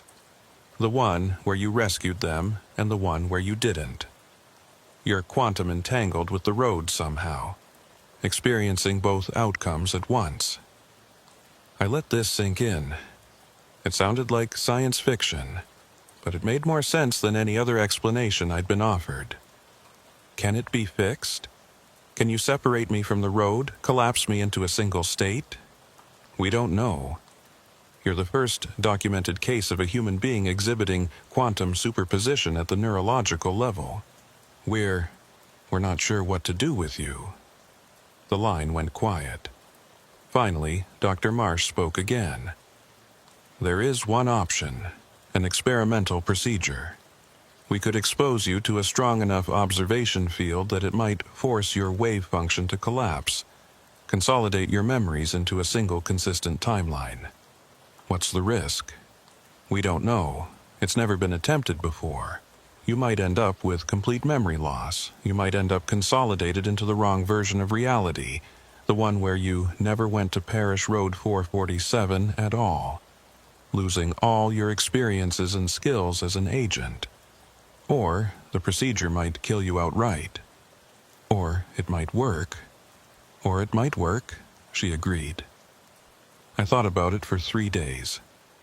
I thought about living the rest of my life in this uncertain state, never knowing which memories were real, never knowing if the people I remembered saving had actually been saved. I thought about those phone calls from Dalton, or from myself, or from nothing at all. I thought about the journal entries I didn't remember writing and the miles I didn't remember driving. And I realized that this wasn't living. This was existing in a state of permanent uncertainty, quantum limbo, trapped between versions of reality like some kind of conscious Schrodinger's cat. I called Dr. Marsh back. Let's do it. The experimental procedure. Whatever the risk, it's better than this. They scheduled the procedure for 2 weeks later at a research facility in Massachusetts. I spent those 2 weeks putting my affairs in order, writing letters to family members in case I didn't survive, trying to make peace with whatever outcome would result. 3 days before the scheduled procedure, I received one final phone call. The voice on the other end was clear this time, unmistakable. It was Sarah Dalton. "Kyle," she said, and her voice sounded normal, healthy, alive. "Don't do the procedure, please. You'll kill us. Sarah? Where are you? Are you really there?" "I'm everywhere and nowhere. I'm in the road, Kyle. We both are, Marcus and I. We exist in the quantum uncertainty. When you collapse your wave function, you'll collapse ours too. You'll force reality to choose a single state, and that state might be the one where we don't exist at all. That doesn't make sense. You're either alive or you're not. No, we're both.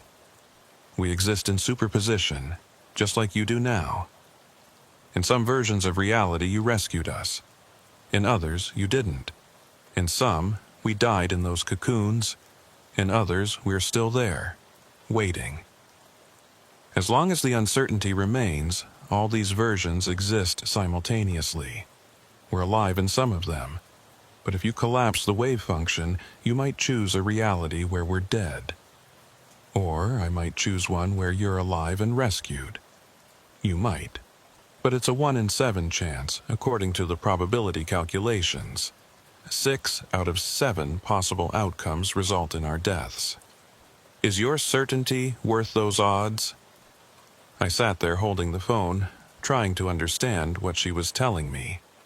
So I should just stay like this? Uncertain forever?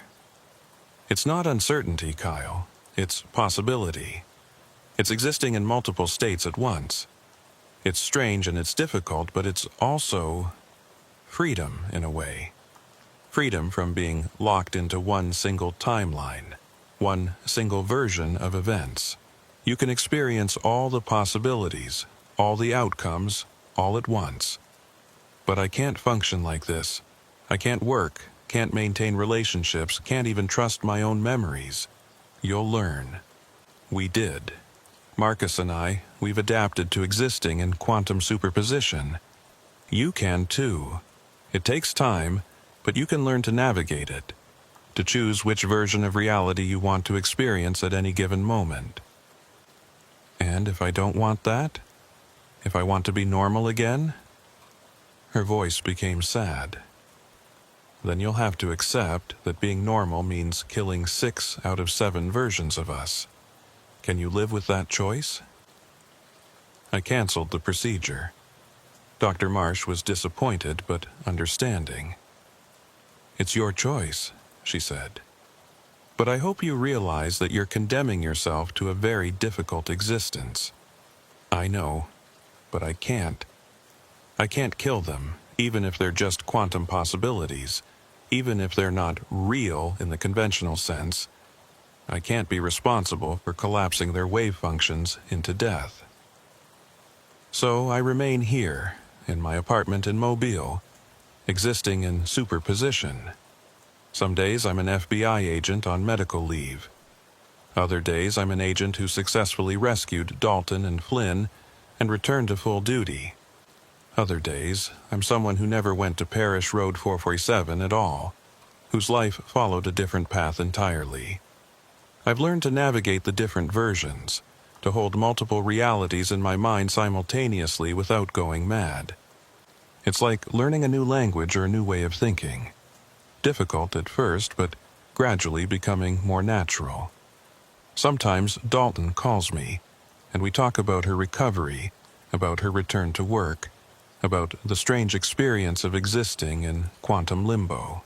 Other times, Flynn calls, sharing his own experiences, comparing notes on how to maintain coherent identity while experiencing multiple timelines. And sometimes I call myself speaking to versions of Kyle Holt who made different choices, who exist in different probability branches. We share information, warn each other about potential dangers, try to navigate the quantum maze together. The journal has become more coherent now that I understand what's happening. Each entry is tagged with a probability signature, indicating which version of reality it belongs to. I can flip through the pages and see my life branching out into multiple timelines, each one equally real, each one a legitimate version of my existence. Parish Road 447 is still there, still shifting, still affecting people who venture onto it. But now I understand what it is. Not a road that changes reality, but a road that exists in multiple realities simultaneously, a quantum bridge between probability states. And I understand why I was affected so strongly by it. Some people can interact with quantum uncertainty without becoming entangled with it. But some of us, people whose brains are wired in certain ways, who have particular neurological patterns, we become part of the superposition. We collapse into the road's quantum state and begin existing in multiple timelines at once. It's not madness, it's not brain damage, it's quantum entanglement at the neurological level, a phenomenon that shouldn't be possible but undeniably is. I still work for the FBI in some versions of reality. In others, I've retired. In others still, I never left medical leave. All these versions are equally real, equally valid, equally me. And in all versions, I remember Parish Road 447. I remember the missing mile, the duplicate vehicles, the reversed facility. the thing in the underground chamber. I remember both rescuing Dalton and Flynn and failing to rescue them. I remember the phone calls that were real and the ones that weren't. Because all of it happened, and none of it happened. And the question of which version is real is meaningless when you exist in quantum superposition. The case file remains open in some timelines, closed in others. Parish Road 447 remains accessible in some versions of reality, sealed off in others.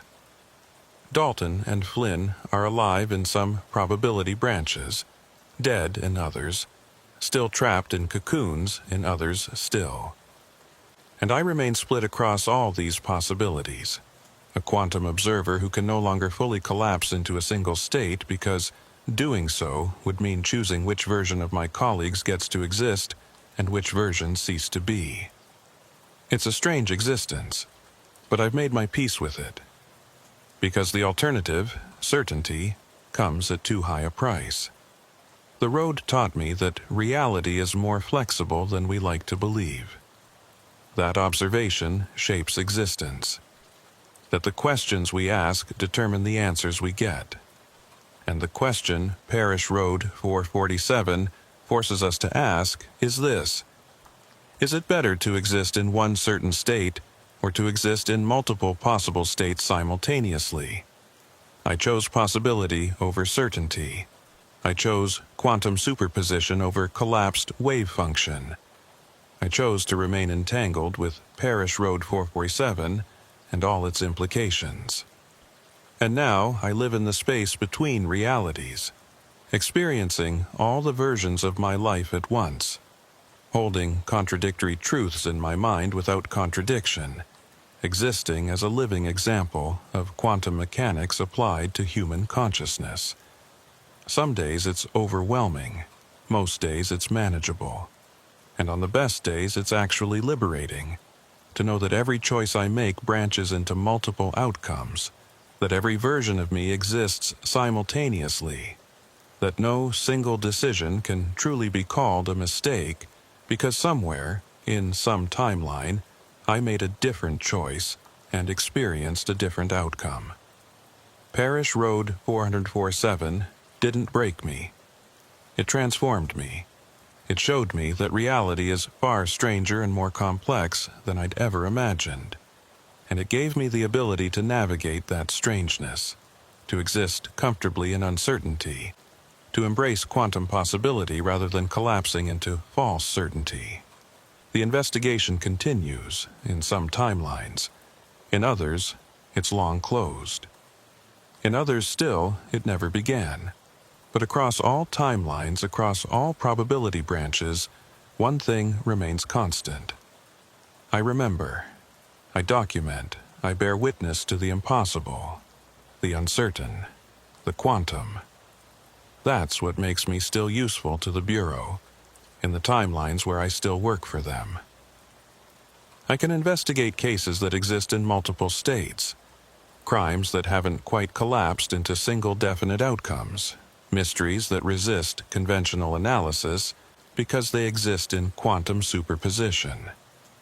I'm the agent you call when reality becomes negotiable, when the evidence contradicts itself, when witnesses remember different versions of the same events, when the crime scene exists in multiple configurations simultaneously. I'm Agent Kyle Holt, and I exist in quantum superposition. The road remains. The mystery endures. And I remain between states, between certainties, between the many possible versions of truth that compete for dominance in the space where Parish Road 447 has taught me to live. This is my case file, all versions of it, simultaneously. And somewhere in some timeline, Sarah Dalton and Marcus Flynn are reading this, understanding what I've done for them, grateful that I chose to remain uncertain rather than collapsing their possibility space into probable death. And in other timelines, they never read this because they never existed to read it. Both are true. All versions are true. That's what Parish Road 447 teaches you in the end. Reality is what you observe it to be, and if you can hold multiple observations in your mind at once, you can exist in multiple realities simultaneously. It's not madness, it's quantum mechanics, and it's where I live now.